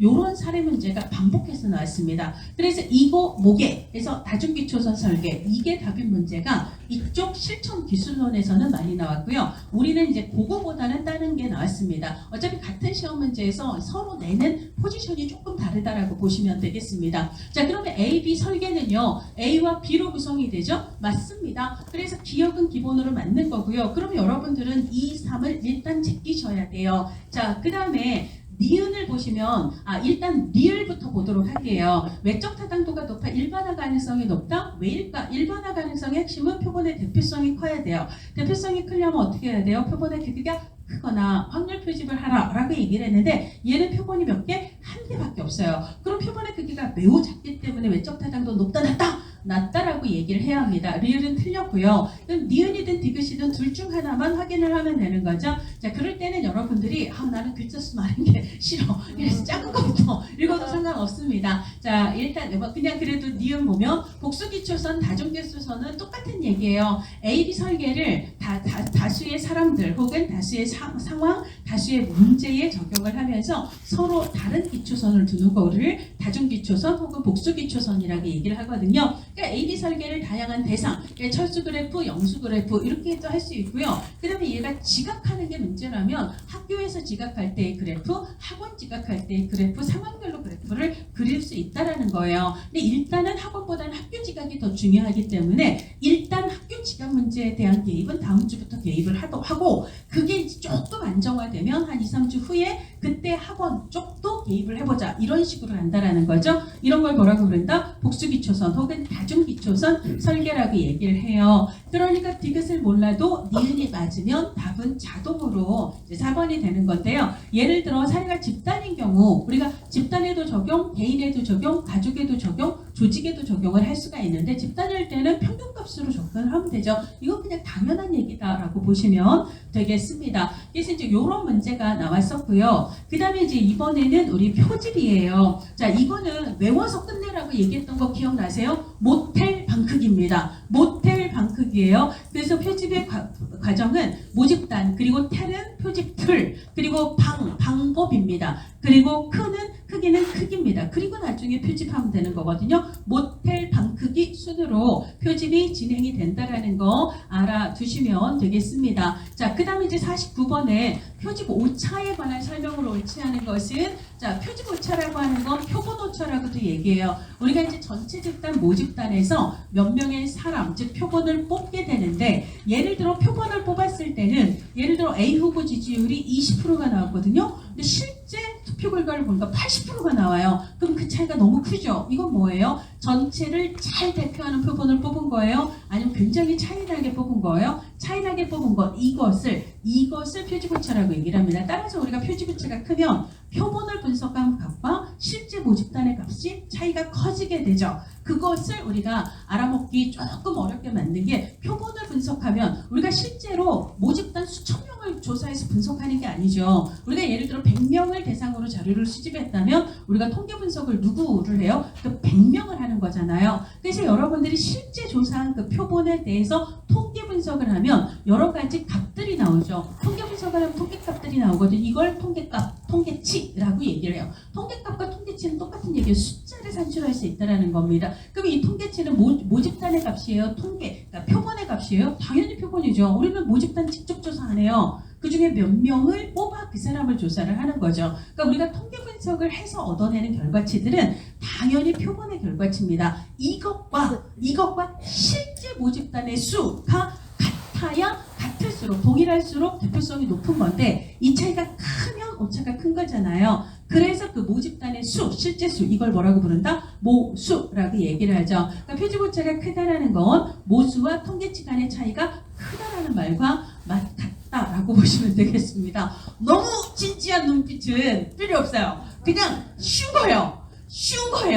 이게 사실 되게 쉬운 건데요. 근데 여러분들이 4년 동안 대학 다니면서 개고생한 보람을 느끼라고 학비 안 내고 대학 안 다닌 분들은 못 알아듣도록 우리끼리만 알아듣는 돈 낸 사람들의 용어로 바꿀 뿐입니다.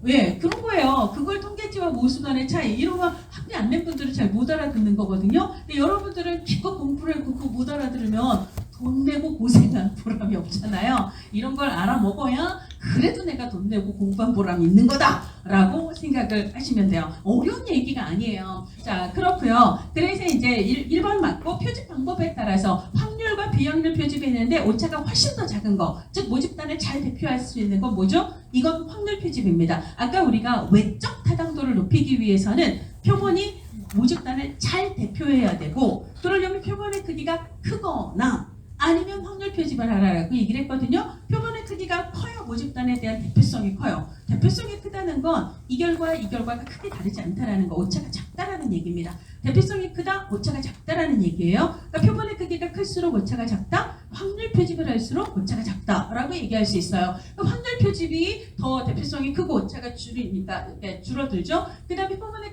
크기가 크면 대표성이 커져요. 그럼 오차는 작아지게 되는 거죠.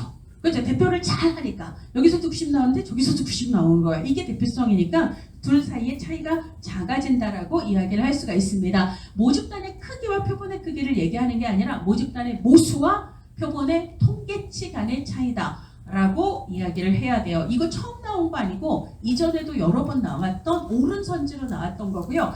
이걸 여기서 틀린 선지로 바꾼 거거든요. 자, 동일 집단이라면 이질적인 집단에서 예를 들어 1000명에서 100명을 뽑고 여기서도 1000명에서 100명을 뽑을 건데요. 여기 1000명은 엄청 다양한 사람들이 있어요. 근데 여기는 다 고만고만해요. 그러니까 여기서 100명을 뽑으면 이 100명이나 여기 있는 다른 애들이 다 고만고만해서 별 차이가 없어요. 이 별 차이가 없다라는 걸 유식하게 표지고차가 작아요. 그죠? 있어 보이잖아요. 그렇죠? 그렇게 얘기를 하는데 여기 1000명이 너무 다양해요. 근데 여기서 100명을 뽑아도 이 말은 이 100명과 다른 사람들이 존재할 가능성이 크다는 거죠. 그러니까 여기 실제 모집단의 특성과 표본의 특성의 차이가 클 가능성이 크죠. 이걸 달리 얘기하면 오차가 커진다라고 얘기할 수 있습니다. 그러니까 모집단이 동질적일수록 오차는 작고 모집단이 이질적일수록 그럼 오차는 커진다. 이렇게 이해를 할 수 있다라는 거예요. 그래서 학원이 틀린다라는 걸 알고 계셔야 되고요. 그 다음에 이제 표집 방법은 확률 표집하고 비확률 표집이 있습니다. 확률 표집은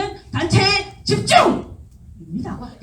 단순 무작위 표집, 체계적 표집, 증락 표집이라고도 하고 군집 표집이라고도 하죠. 그 다음에 층화 표집이 있어요. 단체, 집층, 요게 이제 다 확률 표집에 해당하고요. 얘네들은 기본으로 무작위를 기본으로 하게 됩니다. 근데 예를 들어 내가 1000명에서 100명을 뽑으려고 할 때 1000명에서 100개의 숫자를 한 번에 다 무작위로 뽑는 건 단순 무작위 표집이라고 얘기를 하고 1000명에서 딱 한 명만 무작위로 뽑은 후 그 다음에 더하기 10, 더하기 10, 더하기 10, 더하기 10 이걸 일정한 표집 간격을 유지한다라고 얘기를 하죠. 이걸 체계적 표집이다라고 이야기를 하죠.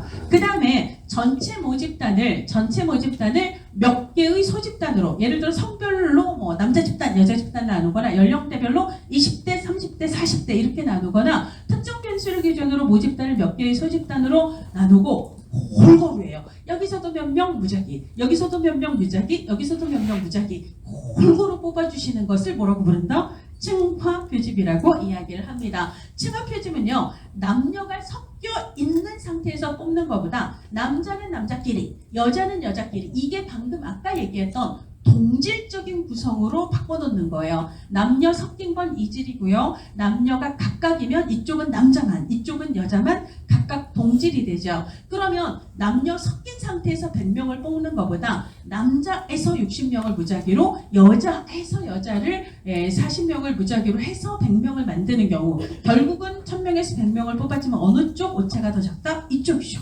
그렇죠? 다 동질적인 남자들만 있는 데서 남자를 뽑은 거잖아요. 자, 그러면 단순 무작위 표집과 층화 표집 중에 오차가 훨씬 더 작은 건 뭐다?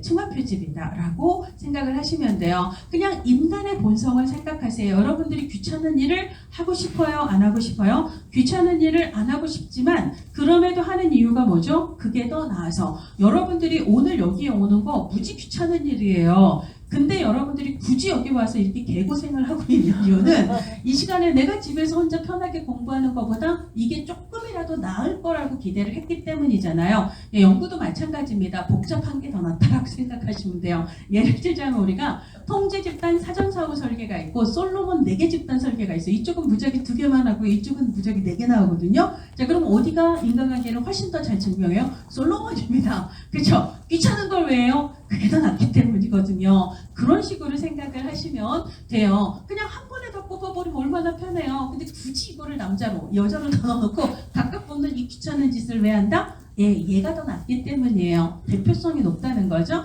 대표성이 높다는 건 오차가 낮다라는 거죠. 그래서 우리가 시험 문제를 볼 때는 잘 몰라도 상식적으로 접근을 하면 더 복잡해 보이면 이게 더 낫다 라고 생각을 하시면 돼요. 그러면 단순 시계열 설계가 있고 복수 시계열 설계가 있어요. 어디가 더 내적 타당도가 높아? 당연히 복수 시계열 설계죠. 복잡하거든요. 그쵸? 이런 식으로 생각을 하시면 돼요. 자, 그렇고 집납 표집이라고 하는 것은 전체를 구성하고 있는 집단이 있어요. 근데 아까 우리 층합 표집은요, 모든 집단에서 각각 골고루 뽑는 식이에요. 근데 얘는 그렇게 되지 않고요. 예를 들자면 제가 1분단, 2분단, 3분단이 있을 때 전체를 구성하는 분단이 이렇게 있을 때 제가 그 중에 한 분단만 무작위로 뽑아버리는 거예요. 집단을 무작위로 뽑는 거죠. 그래서 예를 들자면 요 집단이 뽑혔다. 그러면 이쪽에선 조사를 한다 안 한다? 아예 안 하고 뽑힌 집단 내에서만 조사를 하게 되는 걸 이걸 집납 표집이라고 얘기를 합니다. 그래서 모집단을 구성하는 집단들 혹은 집납들 중에 몇 개의 집납 혹은 집단을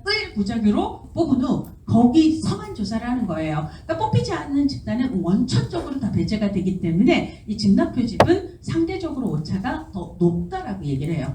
특정 집단의 한정에서 조사가 이루어지기 때문에 층화하고는 반대 원리를 따른다라고 보시면 되겠습니다. 자, 비확률 표집에서는 할당 표집이 가장 시험 문제에 많이 나와요. 할당 표집은 원리는 층화 표집하고 같습니다. 예를 들어 남녀 섞여 있는 상태보다는 남자, 여자에서 각각 뽑는 게 낫다라는 거예요. 다만 각각 무작위로 뽑으면 층화 표집이고 무작위가 아니면 자기적이라고 얘기를 하죠. 혹은 인위적이라고 얘기를 하죠. 이런 식으로 뽑으면 되는 층화는 될 수 없고 할당이다라고 이야기를 하는데 실제 시험은 할당 표집이 가장 많이 나옵니다. 자, 5번처럼 이질적인 집단보다는 남녀 섞여 있는 데서 뽑는 것보단 남자는 남자, 여자는 여자대로 각각 나눠놓고 그리고 여자에서 무작위로 뽑으면 층화, 무작위가 아니게 뽑으면 할당이라고 얘기했거든요. 그렇게 나눠놓고 각각 뽑아야 오차를 줄일 수 있지. 이런 원리를 기초로 하는 것은 층화 표집하고 할당 표집이다라고 보셔야 됩니다.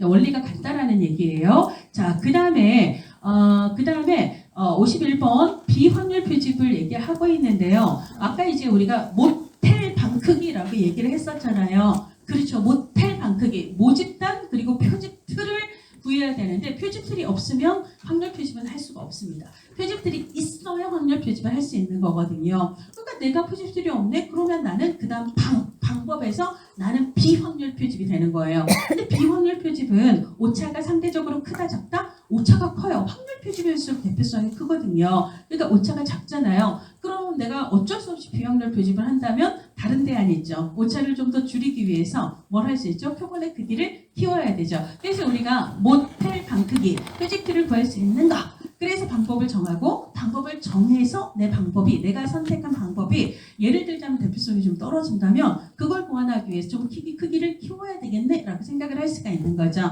자, 어쨌거나 표집틀이 없는 경우에 주로 이제 비확률 표집을 사용을 하고요. 연구자의 편견이 우리가 무작위라는 건 뭐예요? 자기적인 생각이 전혀 개입되지 않는 것. 이걸 무작위라고 얘기를 하고요. 무작위는 를 기본으로 하는 건 확률 표집입니다. 그러니까 얘는 자기적이라는 거거든요. 그럼 당연히 무작위가 아니니까 특정의 생각이 개입될 소지가 있다, 편견이 개입될 소지가 있다라는 거고요. 보통 이제 비확률 표집은요, 내가 알고 싶은 현상에 대한 정보를 충분히 갖고 있는 사람은 의도적으로 골라서 그분들을 직접 인터뷰하는 방식으로 가요.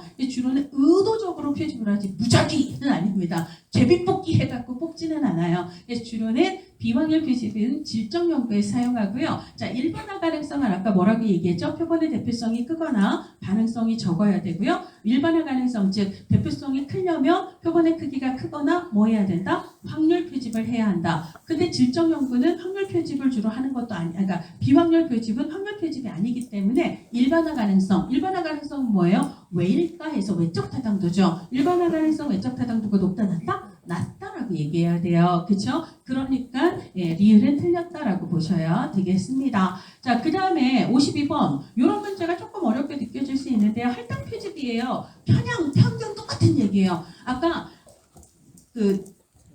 확률 표집이 무작위라고 얘기했습니다. 확률은 무작위예요. 연구자의 어떤 일체의 자기적인 생각도 개입되지 않는 게 이게 확률이거든요. 근데 할당 표집은 확률 표집이에요? 비확률 표집이에요? 비확률 표집이면 그러면 무작위가 아닌 거기 때문에 편견이나 편향이나 자기적인 생각이 들어갈 수 있다 없다? 있다가 맞죠. 그러니까 여기에 해당하는 거 편의 논할 이렇게 외우세요. 우리 동네 편의점 누나 완전 좋아 해서 편의 논할이에요. 편의 표집, 의도적 표집, 그리고 눈덩이 표집, 할당 표집은 다 이게 해당이 됩니다. 영구자의 편향적인 선정이 이루어질 수밖에 없고요. 그 다음에 일단 디귿부터 갈게요. 전체 모집단에 3번의 무작위로 뽑는 건 단순 무작위인데요. 전체 집단을 남자는 남자, 여자는 여자, 동질적인 집단으로 각각 구분을 하도 각각에서 골고루 무작위 표집을 하는 게 층화다라고 얘기를 했죠. 그러니까 여러 하위 집단에서 각각 무작위 표집을 하는 게 층화라서 디귿은 맞는 얘기예요. 그래서 기억 디귿은 일단 맞는 얘기입니다. 그러면 1, 2, 5가 이제 대안이 되는 거죠. 그리고 군집 표집인데요. 군집 표집은 아까 이제 얘기했듯이 여러 개의 집단 중에 몇 개의 집단을 무작위로 뽑는 거예요. 이건 주로 어디서 하냐면 지역조사라고 해서 전국조사 있잖아요. 그렇죠? 이렇게 좀 규모가 큰 지역 조사를 할 때, 그래서 얘를 지역 표집이라고 얘기를 해요. 전국 조사를 하면 17개 시도에서 뭐 예를 들어 5개 시도를 무작위로 뽑는다든지, 그러면 뽑히지 않은 12개 시도는 아예 배제가 되는 거거든요. 근데 5개를 뽑아놓고 보니까 또 거기에 시군구가 너무 많아요. 시군구를 싹 써놓고 거기서 10개의 시군구를 다시 또 무작위로 뽑고, 그리고 그 안에 있는 또 읍면동을 다시 뽑을 수 있다라는 거예요. 그렇게 해서 이제 사이즈가 되게 클 때는 그런 식으로 단계적으로 좁혀나갈 수 있다는 겁니다. 이것을 군집 표집 중에서 더 다단계라고 얘기를 하는 건데요. 집납 표집은 그런 식으로 다단계, 집납 혹은 군집을 할 수가 있습니다. 그래서 리을도 맞는 얘기예요. 그러니까 우리가 이제 니은을 잘 모르더라도 리을은 들어가야 되고, 리을도 맞고 디귿도 맞고 기역도 만든 거잖아요. 그렇죠? 그러면 답이 5번밖에 5번이 아니라, 그렇죠? 5번밖에 없는 거죠. 근데 니은을 봅시다. 아까 이제 우리가 체계적 표집은 하나만 뽑아놓고 더하기면 이렇게 얘기를 했는데, 이 체계적 표집을 주의 혹은 안 쓰는 게 좋은 건 표집틀이 순환성이 있을 때. 그래서 우리가 아까 표집 틀을 정하고 나면 그 다음에 방법을 정한다라고 얘기했잖아요. 모텔 방특이. 근데 예를 들어 내가 표집틀을 선정을 했는데 이 표집틀의 숫자 배열이 이게 서열이 있는 거예요. 순환성 혹은 주기성이 있는 거예요. 뭐죠? 달력을 생각하시면 1에서 30까지가 어떻게 되어 있어요? 월화수목금토일, 월화수목금토일, 월화수목금토일 이렇게 되어 있는 거 있잖아요. 요런 걸 우리가 순환성이 있다, 주기성이 있다라고 얘기를 합니다. 그래서 2월달 달력이 28일인데 내가 28일 중 4개만 뽑아요. 그러면 이제 하루만 못 뽑고 그 다음에 더하기 7 하거든요. 그러면 화요일 지나서 7일 뒤는 다시 화요일이고, 그 다음에 또 7일 뒤도 화요일이고, 또 7일 뒤도 화요일이잖아요. 그럼 우리가 확률 표집을 하는 건 전체를 골고루 대표하기 위해서인데, 자칫 체계적 표집을 주기성이 있는 표집에서 하게 되면 죄다 화요일로 이거 뭐라고 하죠? 편향이 되는 문제. 그러니까 실제로 대표성이 떨어지는 문제가 발생할 수 있기 때문에 주기성이 있을 때는 체계적 표집을 사용하지 않는 게 좋습니다. 그래서 니은도 맞다라는 이야기를 하고 있어요. 자, 그 다음에 쭉 넘어가시고, 이 문제들 사실 잘 알고 보면 그렇게 어려운 애들이 아니에요. 이거 약간 우리 애가 그렇게 나쁜 애가 아니에요. 약간 그런 말들. 그래서 그렇습니다. 그래서 자, 59번. 요런 게 이제 가장 기본이죠. 표본은 전국 사회복지관에 근무하는 사회복지사를 전체에서 그냥 뽑아버린 게 아니라 연령대를 고려해서 연령 집단으로 나눈 거예요. 그래놓고 각각입니다. 골고루예요. 이거 뭐죠? 각각 골고루예요. 여기만 뽑지 않고 여기서도 이만큼, 여기서도 이만큼, 여기서도. 이게 뭐예요? 층화 아니면 할당인데, 자, 뭐라고 얘기했냐면 무작위가 아니라 임의는 뭐죠? 자기적이다, 임의적이다는 똑같은 얘기예요. 그러면 각각에서 무작위로 뽑으면 층화지만 임의로 뽑으면 뭐라고 얘기해요? 할당이라고 이야기를 하죠. 그렇게 이제 시험 문제가 나오게 되는 겁니다. 그리고 쭉 넘어가서 2025년 노인복지관 만족도 조사를 위해서 복지관 별, 여기서 제일 중요한 건 별입니다.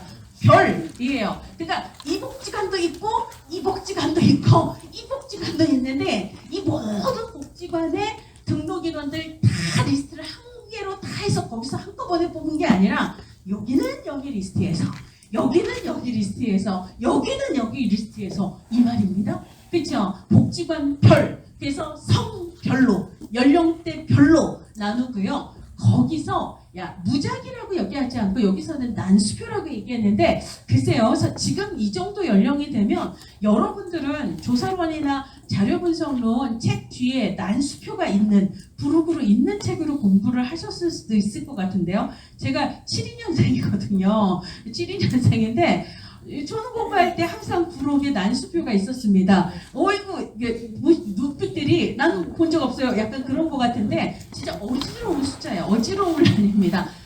아무런 규칙도 없는 숫자들이 막 써 있어요. 그럼 어떻게 해요? 연필을 또르르 굴려서 연필 심지 끝이 있는 그 숫자부터 그냥 그대로 밑으로 내려가는 거예요. 그렇게 해서 그 숫자에 해당하는 사람을 조사 대상으로 뽑는 겁니다. 이거 연구자의 의도가 들어가요, 안 들어가요? 절대 안 들어갑니다. 어지러울 난이에요. 그래서 우리가 보통 이제 무작위를 난선화라고 얘기를 해요. 어지러운 난자를 써서. 그래서 이제 올해 시험 문제에서는 니네 맨날 무작위로만 공부했지? 이거 난선인 거, 난수 이걸 모르지? 그래서 이 문제는 좀 연세가 있으신 분이 낸 것 아닐까라고 생각을 합니다. 그래서 난수표를 활용해서 이 말은 무작위로 뽑았다는 말은 다른 말이에요. 근데 내가 공부를 다 하고도 난수표가 뭔지를 몰라서 이 문제를 날리게 될 가능성이 있는데요. 난수표, 난선화, 무작위는 사실 같은 얘기다라고 생각을 하시면 돼요. 혹시 만약에 다음에 제비뽑기로 뽑았다라고 얘기를 합시다. 제비뽑기는 무작위가 맞아요? 틀려요? 여러분들이 예를 들어 1000명의 명단이 제비로 들어가 있고 거기서 사람을 뽑아요. 그러면 뽑히기 전까지 누가 뽑히는지 알아요? 몰라요? 누구도 누가 뽑힐지를 몰라요. 이게 이게 난선화 혹은 무작위거든요. 그 제비뽑기는 무작위다라고 얘기를 하셔야 합니다. 그러니까 일체 누군가의 자규적인 의도가 사람을 선정하는데 대입될 수 없는 상태에서 뽑히는 게 이게 무작위다라고 생각을 하시면 돼요. 그러면요. 집단별로, 복지관별로 각각 무작위로 뽑아요. 이건 뭐죠? 층화 표집이 되는 거예요. 층화 표집은 오차가 가장 적다라고 얘기를 했습니다. 이질적인 게 아니라 동질적, 같은 복지관에 해당하는 사람들 내에서 각각 뽑은 거잖아요. 그럼 오차를 줄인다라고 얘기했고요. 층화 표집은 오차를 가장 줄입니다. 누구도 얘를 못 이겨요. 이건 마치 인행사에 영아기는 가장 성장 급등이 일어나는 때거든요. 그럼 발달의 속도는 얘를 따를 애가 아무도 없어요. 이런 것처럼. 자, 그러면 군집조사, 군집표집, 집납표집하고 똑같습니다. 그러면 층화표집이 오차를 더 줄여요? 군집표집이 더 오차를 줄여요? 예, 누구하고 이겨도 해도 층화표집이 이겨요. 오차를 더 줄일 수 있습니다. 군집 아니라 단순 무작위 혹은 다른 게 어떤 게 오더라도 2번은 무조건 맞다라고 생각을 해주셔야 합니다. 자, 그렇게 해서 이제 표집이 지나가고요. 그렇죠. 예, 이제 다른 거를 조금 줄이겠습니다. 아니에요. 예, 7시까지 가면 할 수 있어요. 자, 그 다음에 이제 우리 사실 측정입니다. 사실 조사의 가장 핵심은 설계, 그리고 표집, 그리고 측정, 그리고 변수 이렇게 되거든요. 우리 변수했고요. 조사 설계했고요. 표집했다라고 제가 여러분들에게 핑계를 대는 거예요. 그렇죠? 날 용서하라고. 그렇죠? 예, 자, 그래서 이제 측정이에요. 측정은 뭐다? 숫자를 만드는 거예요. 그럼 숫자는 어디에만 필요하다? 양적 조사에만 필요합니다. 질적 조사는 숫자를 분석하지 않는 게 질적 조사거든요. 그래서 측정은 양적 조사의 필수 과정이다라고 얘기를 하는 거고요. 그러면 우리가 측정을 통해서 뭘 얻는다? 숫자를 얻어요. 여러분들 다 겉보기로는 똘똘해 보입니다. 근데 여러분들의 조사론 실력을 내가 알고 싶은데 측정을 한다라는 건 시험지로 시험을 보고 채점을 해서 몇 점이 나오는가, 결국 그 점수를 산출하는 게 이게 측정인 거예요. 근데 내가 조사를 통해서 숫자를 이렇게 얻어내도 이 숫자로 할 수 있는 일이 서로 차이가 있어요. 근데 숫자로 태어나서 가장 최상위 역할은 기능은 뭐다? 사칙연산입니다. 이것을 우리는 비율 수준의 측정이다라고 이야기를 하고요. 사칙연산까지는 아니고 덧셈과 뺄셈까지만 가능한 걸 등간, 그래서 비등, 그 다음에 미치, 그래서 숫자들 사이에 서열만 존재하는 걸 서열, 그리고 그냥 단순 비교, 이거는 명목이라고 얘기를 하죠. 그러면 우리가 등간 수준은 무조건 외워야 돼요. 뭐죠? 온도, 섭씨 온도든 화씨 온도든 온도, 그리고 IQ, 지능지수가 가장 많이 나오죠. 그리고 조금 난도를 높이고 싶을 땐 100점 만점의 시험지, 이게 조사론 시험이든 혹은 무슨 다른 시험이든 마찬가지예요. 100점 만점으로 시험을 보는 거 있잖아요. 빵점, 그 사람은 그거 하나도 모른다. 예를 들어 지능지수 테스트를 하죠. 그 사람 사람 빵점 나왔어요. 그 사람은 살아있는 사람인데 지능이 없나요? 지능이 있죠. 그렇잖아요. 그러니까 이게 0이라는 게 없다라고 해석이 될 수 있으면 우리가 절대 0이라고 얘기를 하는데, 이건 뭐 연령이 아직 안 태어났어요. 자녀수 우리 애 없는데요. 그래서 우리는 지금 애가 없어요. 그럼 빵이라고 얘기할 수 있죠. 지난달 소득이 얼마야? 빵. 소득이 없어. 그럼 빵. 없어서 빵이라고 얘기할 수 있을 때 이걸 절대형이라고 얘기하고요. 빵이 절대음이라고 절대적 0으로 해석이 돼야 비율 수준이라고 얘기를 하는데, 온도의 0은 온도가 없는 게 아니고, 그 다음에 지능지수의 0은 그 사람이 살아있는데 지능이 없다는 말할 수 없고, 조서론 빵점 맞았다고 그 사람이 조서론 아무것도 모른다라고 얘기할 수 없다라는 거예요. 솔직히 말하면 빵점 맞는 게 20점 맞는 것보다 힘들어요. 정확하게 모든 문제의 답을 비껴나가야 되기 때문에 사실은 정답을 알아야 빵점이 가능해요. 그렇죠? 그렇거든요. 여러분들 제가 시험 보고 빵점 맞을 자신이 있어요? 빵점 맞을 자신은 아무나 내지 않습니다. 정확한 정답을 비껴낼 수 있는 능력자들을 얘기하지, 뭐 조서론을 아예 모른다라고 절대 얘기할 수 없어요. 그래서 우리가 100점 만점의 시험 뭐 이런 거 할 때 0은 절대 0이 아닙니다. 아무것도 모른다라고 얘기할 수 없다라는 거예요. 그래서 우리가 등간 수준에서는 온도, 지능지수, 시험 점수는 얘는 무조건 등간이다라고 알아두셔야 된다라는 거죠. 그 다음에 이제 학력을 그 사람의 정규교육을 받은 연수, 그래서 실제 정규교육을 받은 연수로 확인을 한다면, 학교를 전혀 안 다녔다면 빵이 가능하죠. 그럼 얘는 비율 수준이에요. 근데 그 사람의 학력을 1, 2, 3, 4, 5 범주를 주고 체크하게 해요. 무조건 이렇게 범주를 주고 체크하는 형태는 이건 명목 아니면 서열이 됩니다. 등간하고 비율은 숫자로 그 사람의 오늘 온도 몇 도야? 25도 뭐 이런 거 있잖아요. 너 사회복지조사는 30점 뭐 이런 거 있잖아요. 아니 70점, 90점 이렇게 얘기할 수 있잖아요. 그러니까 사실 숫자로 바로 쓸 수 있는 건 등간이나 비율이고요. 응답자가 숫자로 말할 수 없어서 내가 체크하도록 하는 게 명목이나 비율이에요. 다만 무학, 1번 무학, 2번 초졸, 3번 중졸 이렇게 되면 뒤쪽으로 갈수록 학력이 높은 관계가 성립이 되죠. 이걸 우리는 서열이라고 얘기하고, 성별 1 남자 2 여자 2로 갈수록 성별이 높다라고 말할 수 없죠. 그냥 서로 분류만 하는 기능을 명목이라고 얘기를 한다라는 거죠. 자, 그래서 예를 들자면 63번처럼 소득 원 단위로 체크를 하는 거예요. 소득은 원 단위. 근데 올해 이번 달은 소득이 전혀 없어. 빵 가능하죠. 이건 뭐다? 비율 수준이에요. 그러면 높은 수준은 낮은 수준으로 전환을 할 수 있다 없다? 있다가 맞습니다. 그렇죠? 자, 그래서 얘는 그렇고요. 그 다음에 영어는 실제적인 의미가 있는 절대형이다. 0 없다라고 해석을 할 수 있다 없다? 있다가 맞아요. 그래서 비율 수준은 0은 없어, 소득이 없어라는 의미를 갖고 있고요. 이 절대형이 성립할 때 사칙연산이 가능하거든요. 자, 그러면 우리가 표준 편차를 구하려고 하면 어떻게 해야 돼요?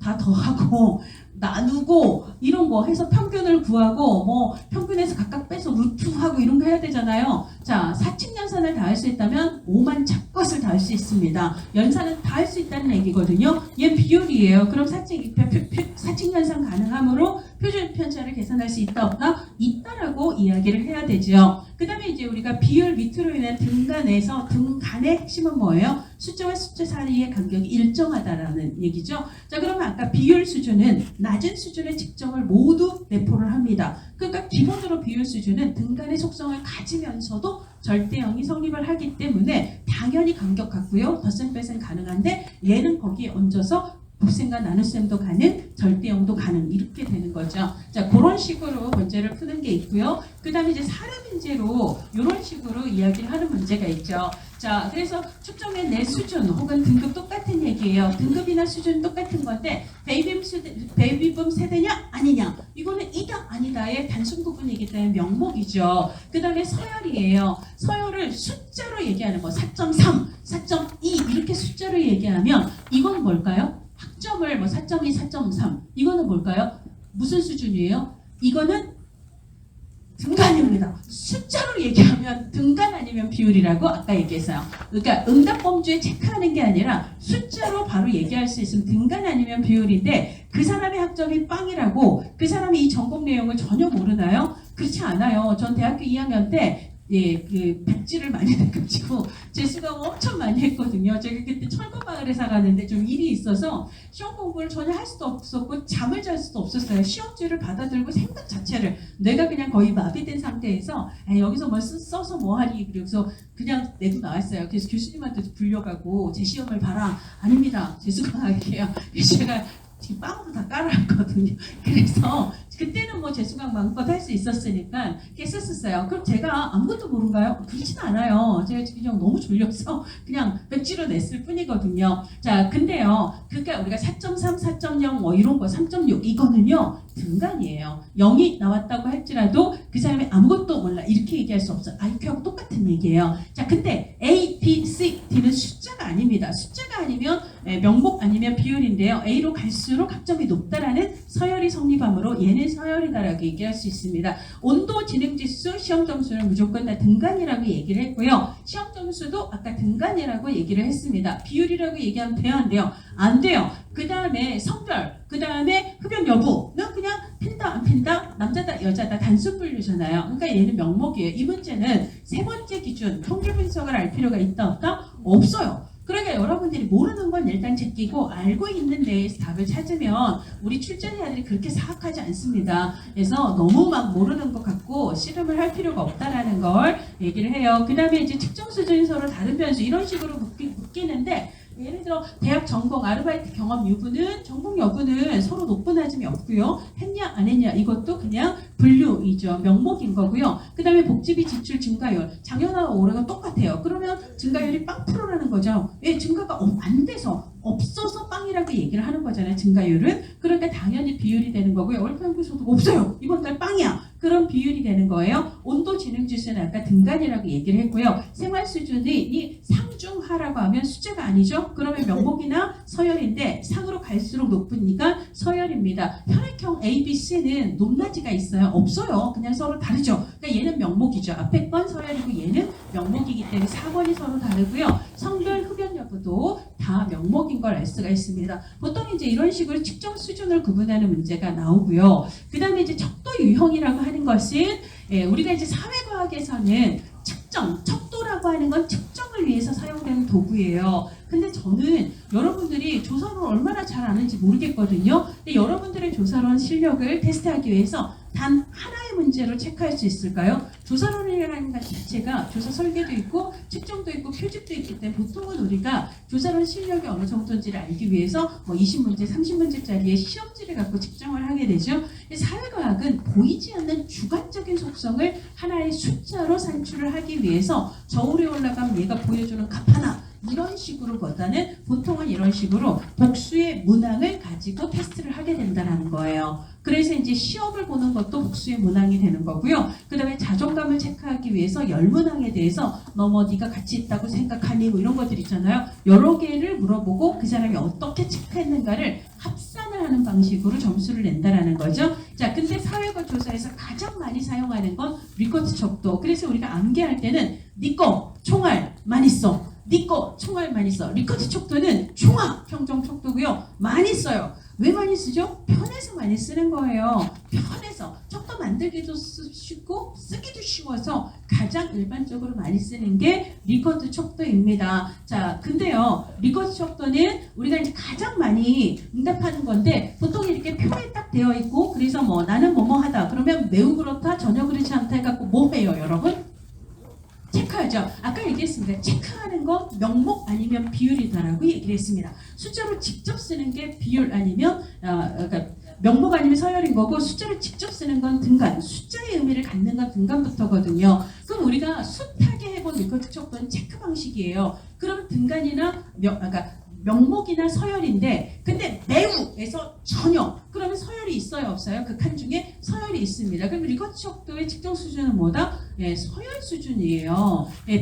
비율 수준 아닙니다. 자, 그래서 서열 수준이고요. 그 다음에 개별 문항의 중요도가 같아요 달라요? 같아요. 이게 무슨 말이냐면 리커트 척도를 가장 많이 쓰는 이유는 우리가 너무 익숙한 방식이기 때문이에요. 영어 시험, 수학 시험, 국어 시험 20문제 보죠. 100점 만점으로 채점할 때 1번 맞으면 5점, 틀리면 빵점. 2번도 맞으면 5점, 틀리면 빵점. 100점을 똑같이 하잖아요. 그래 놓고 다 빵이면 빵, 다 5점이면 100 해서 채점을 하는 거예요. 거 이걸 뭐라고 부르죠? 평정. 배점을 우리가 평정이라고 얘기를 해요. 개별 문항을 배점을 한 후에 평정을 한 후에 그거 어떻게 해요? 합산하는 걸 총합이라고 얘기를 합니다. 그래서 총합 평정이라고 얘기를 하는 방식은 우리가 평소에 영어, 국어, 수학 채점하던 방식과 똑같은 원리예요. 그럼 우리가 문항별 배점을 할 때 5점, 0점 똑같이 배점하는 거잖아요. 이런 걸 리커트 척도라고 얘기를 합니다. 그럼 각 문항에 똑같은 배점을 한다는 걸 개별 문항의 가치 혹은 중요도를 둔다라는 거잖아요.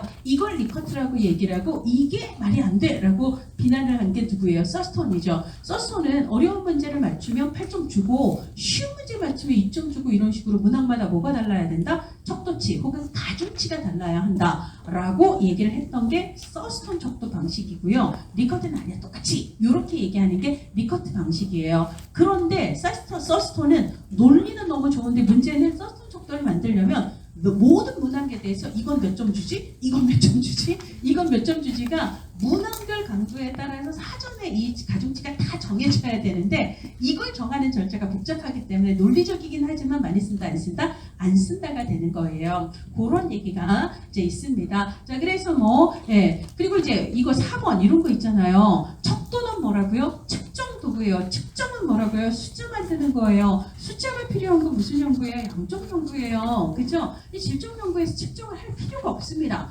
그러니까 4번 당연히 양적 연구라고 바꿔야 되고요. 리커트 총알 많이 써. 리커트 척도는 종합평정 척도 많이 써요. 왜 많이 쓴다? 척도나 지수 개발에 용이하기 때문이에요. 쉽게 말하면 쉬워서 많이 쓰는 거예요. 이건 마치 우리가 행정론에 보면 예산 모형에서도 보면 품목별 예산 많이 쓴다고 나옵니다. 왜 그러죠? 용이해서입니다. 회계관이 용이해서 쉬우면 많이 쓰는 거예요. 그렇게 생각을 하시면 됩니다. 그래서 우리가 젊은 친구들을 위해서 구렁이 담 넘어가듯이 얼렁뚱땅 답을 맞추는 능력이 단연간 여러 가지 문제를 푸는 동안 있었잖아요. 그러니까 이런 문제를 보면 얼렁뚱땅 5번이다 라고 그렇죠? 많이 쓰는 이유는 쉽겠지 이렇게 생각을 하시면 되겠습니다. 이제 기본으로 암기를 하시고요. 그 암기를 기준으로 해서 좀 생각을 하시면 좋을 것 같아요. 자 30분입니다. 30분이에요. 그렇죠? 여기까지만 신뢰도 타당도까지만 진짜 한 5분만 왜냐면 여기까지는 가야 해요. 조사 설계 표집 그리고 신뢰도 타당도 요거는 그리고 변수까지는 정말 우리가 조사론 득점을 하기 위해서 꼭 필요한 거라 우리가 아까 조사 설계에서 내인과 내적 타당도 인과관계 왜일까? 외적 타당도는 1번화 가능성이라고 얘기했습니다. 근데 이제 측정은 숫자를 산출하는 거예요. 그래서 이제 가장 체중 몸무게를 측정할 때 제가 이제 수업에서도 얘기를 한 것 같지만 내가 60kg인데 체중계에 올라갔더니 얘가 자꾸 50이라고 얘기를 해요. 일관성 있어요 없어요? 50 같은 대상에 대한 일관성은 신뢰도라고 얘기를 하죠. 일관성입니다. 신뢰도요. 무슨 말인지 아시죠? 일관성은 그렇죠. 발음으로 가시면 되겠습니다. 근데요 일관성은 있는데 신뢰도는 있는데 내가 60이면 정확한 거예요? 정확하지 않은 거예요? 아닙니다. 그래서 이응 받침 들어가요. 다당에도 이응 받침이 들어가요. 그래서 다당도는 정확이라고 생각을 하셔야 됩니다. 그럼 지금 보면 얘는 일관성은 있어요. 신뢰도는 엄청 좋죠. 근데 신뢰도가 있다고 타당하다라고 얘기할 수 있어요? 없어요? 없어요. 신뢰도만으로 타당하다라고 말할 수는 없다. 요런 걸 알아두셔야 되는 거고요. 그래서 이제 신뢰도 검증 방법과 타당도 검증 방법이 있는데 법 나오면 무조건 신뢰도입니다. 타당도에는 법이라는 말이 없어요. 그래서 법 나오면 얘는 무조건 신뢰도를 확인하는 방법이다 라고 보셔야 되는 거고요. 자, 그 다음에 가장 많이 쓰이는 건 가장 나중에는 크롬바 알파 값입니다. 자, 그래서 기본으로 일관성이 있는지 같은 대상을 측정한 값들의 일관성이 있는지를 알아보기 위해서는 이 사람도 측정해보고 이 사람도 측정하고 이 사람도 측정해서 예를 들어 김연아 피게이팅, 조성진, 임윤찬 피아노 연주를요 한 사람만 측정하는 게 아니잖아요. 여러 평가자들이 측정을 했는데 같은 대상의 측정자들 간의 값이 얼마나 일관성이 있는가를 보는 건 상호 관찰자 기법이라고 이야기를 하죠. 제가 저울에 올라가 보고 또 올라가 봤는데 아까도 50, 지금도 50. 일관성이 있네. 이건 뭐죠? 검사해보고 또 검사해보는 검사 재검사 혹은 재검사법이라고 얘기를 하죠. 그 다음에 같은 대상의 측정값을 두 개를 만들기 위해서 예를 들자면 이 도구로 측정을 해보면서 얘랑 비슷한 또 다른 도구로 같이 검사를 해보는 거예요. 그렇게 해서 같은 사람을 측정한 두 개의 값이 얼마나 이쪽이 높으면 이쪽도 높은지를 비교하는 걸 대항법이라고도 얘기하고요. 두 개를 쓴다 해서 복수양식이라고 얘기하고요. 이 두 개가 비슷해야 된다라고 해서 유사양식이라고도 얘기하고요. 같이 쓴다 해서 평행양식이에요. 그죠? 당신과 내가 평행 이렇게 같이 이렇게 얘기를 한다는 거예요. 이거를 우리가 얘기를 하는 거고요. 근데 두 사람이 측정하는 것도 두 번 측정하는 것도 두 도구 쓰는 것도 불편해. 그러면 한 도구에서 끝장을 내자. 이것을 한 도구 내에서 끝장낸다 해서 내적 일관성 분석법이라고 얘기하는데 거기서 나온 게 반복법이라는 거죠. 예를 들어 내가 조선원 시험지 20문항짜리를 만들었는데 이게 신뢰도가 있는지를 알아보기 위해서 이게 마치 두 개의 시험지인 것처럼 10개 이렇게 쪼갠 다음에 여러분들한테 드리는 거예요. 사실 이거 한 척도거든요. 근데 여러분들이 이게 두 개인 줄 알고 각각 측정을 하겠죠. 그래서 여기 측정하고 여기 측정했더니 여기가 높으면 여기도 높아요. 어머 일관성이 있네. 어머 신뢰도가 높아. 이렇게 얘기하는 걸 뭐라고 부른다? 한 척도를 반타작해서 각각 측정하는 방식. 요거를 우리가 반분법이라고 얘기를 하고요. 그거를 더 많이 발전을 시킨 걸 크롬바 알파라고 이야기를 합니다. 그래서 크롬바 선생님 너무 완전히 땡큐죠. 이분이 막아주신 거예요. 이분도 불량했으면 또 다른 방법이 있을 거 아니에요. 공부할 때 감사해야 돼요. 이분이 막아주신 거예요. 그렇죠? 대충 이 정도는 쓸만하다 해서 이 정도에서 멈추게 된 거거든요. 그럼 사회조사에서 현재 가장 많이 쓰는 건 크롬바 알파입니다. 얘는 컴퓨터만 있으면 통계 프로그램으로 쉽게 계산을 할 수가 있기 때문에 주로는 크롬바 알파를 쓴다라는 얘기예요. 그래서 우리가 암기 할 때는 법 크롬바 이렇게 외우기도 하지만 내 친구 상제 대빵코예요. 상제 대빵코 해서 상호 관찰자 기법, 재검사법, 대안법, 그 다음에 반분법이 있고 크롬바 알파. 이거는 신뢰도 확인하는 방법이다라고 얘기를 했습니다. 그 다음에 타당도 확인 방법은 네기계예요. 내용 타당, 기준 타당, 그리고 개념 타당이라고도 하고 구성 타당이 있는데요. 올해 시험 문제의 답은 내용 타당도였습니다. 그럼 여러분들 센스 있게 내년엔 딴 거 나오겠네.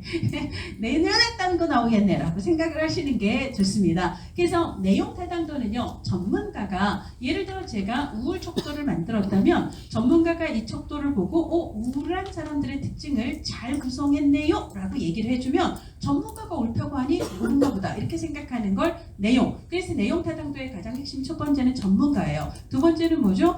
측정하고자 하는 개념을 얼마나 골고루 반영했는가. 이 두 가지를 기준으로 하는 거 내용 타당도예요. 근데 이거는 전문가의 주관적인 평가의 기준을 두기 때문에 좀 더 객관적인 기준이 없을까 해서 나온 걸 기준 타당도라고 얘기를 하죠. 내년에는 오히려 기준 타당도 쪽이 오히려 더 확률이 높습니다. 기준 타당도는 예를 들어 제가 입사 시험에서 누구를 채용했을 때 이 사람이 업무 능력이 더 좋을까? 그래서 이제 그 사람의 직무 능력의 정도를 측정하는 그런 테스트지를 만들었다고 합시다. 그래서 예를 들어 이 테스트의 점수가 높다면 우리는 그 사람은 뽑혔을 때 업무를 잘 수행하겠지라고 가정을 한 거예요. 근데 실제로 점수가 높았던 사람이 업무 능력이 더 출중한지를 입사 후에 확인을 해보는 거예요. 그러면 이게 제대로 업무 능력을 잘 판별을 했다면 그러면 점수가 높은 사람일수록 나중에 업무 능력이 높아야 되는데 그렇다면 예측 타당도가 높다라고 얘기를 해요. 근데 그렇지 않다면 예측 타당도가 낮다라고 얘기를 한다는 거예요. 그래서 이런 걸 우리가 실제를 얼마나 잘 예측하는가를 기준으로 두는 걸 기준 타당도 중에서도 예측 타당도라고 이야기를 하는 거고요. 그 다음에 동시 타당도는 실제로 그 일이 일어나는가를 예측하려면 시간을 두고 기다려야 되기 때문에 나중에 확인하는 거 말고 지금 확인할 수 있는 거 없을까? 이렇게 나오는 거죠. 제가 우울 테스트지를 만들었는데 이게 타당한지 잘 몰라요. 근데 정신과 세팅에서 우울증 진단하는 도구들 있잖아요. 얘는 수년에 걸쳐서 이미 타당도를 여러 번 검증을 한 거거든요. 얘는 이미 타당하고 나는 안 타당해요. 그러면 이게 여러분들한테 이 두 도구를 같이 주는 거예요. 그랬는데 얘가 높은 애들이 얘도 높아요. 그러니까 얘가 우울로 선별한 애들을 나도 똑같이 우울로 선별을 한 거예요. 그럼 얘 타당, 나 타당 이렇게 가는 거죠. 이걸 뭐라고 부른다? 동시 기준 타당도, 줄여서 동시 타당도라고 이야기를 하는 거예요. 무슨 말인지 아시겠어요? 믿을 만한 도구가 사람을 판별하는 능력과 내 도구가 사람을 판별하는 능력이 똑같다라는 얘기예요. 그러면 얘 타당이면 타당이지 이렇게 얘기를 한다는 거예요. 자, 근데 나중에 이제 맨 마지막에 나오는 개념 타당도는 이거는 이제 그냥 암기팁으로 말씀을 드려요. 이 이판수 이 개념 요 개념입니다. 이거는 어쩔 수가 없어요. 아까 이렇게 생리 안수서 존나 싫어처럼 어쩔 수가 없어요. 쌍스러워야 잘 외워져요. 이 이판수 이 개념이든 개놈이든 상관없어요. 개념이든 개놈이든 개념하고 발음이 비슷해서 이렇게 외우시든 저렇게 외우시든 상관없어요. 개념 타당도 핵심은 이론에 기초한다는 거고요. 이판수 이해 타당도, 판별 타당도, 수렴 타당도가 있다라는 거고요.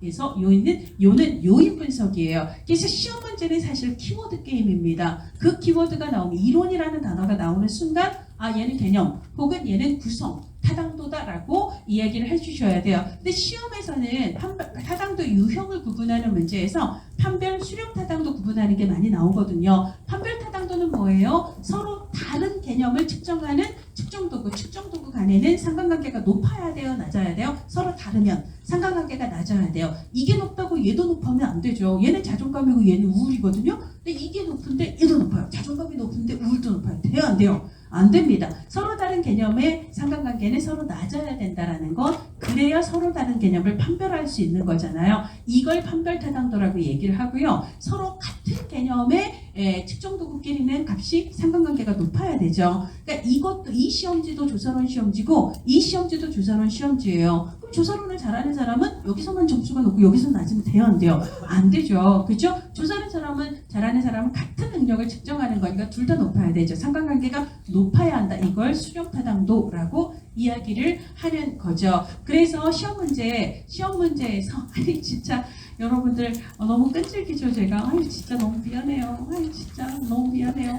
네, 예, 자 그래서 87페이지 올해 보시면 A사회복지사는 종합사회복지관 이용만족에 대한 측정도구의 타당도를 확인하려고요. 자, 얘가 전문가를 대상으로 전문가에게 이 만족도 척도를 보낸 다음에 전문가가 여기에 이거가 골고루 들어갔는가를 판단을 하게 했어요. 이 문제의 키워드는 뭐다? 전문가예요. 충분히 포함되어 있는가? 이건 내용 타당도다. 이런 식으로 문제가 나온다라는 거예요. 자, 그 다음에 86번도 그렇고요. 88번도 그렇고 신뢰도와 타당도 사이의 관계를 물어보는 문제도 많이 나옵니다. 일관성은 신뢰도라고 얘기했고요.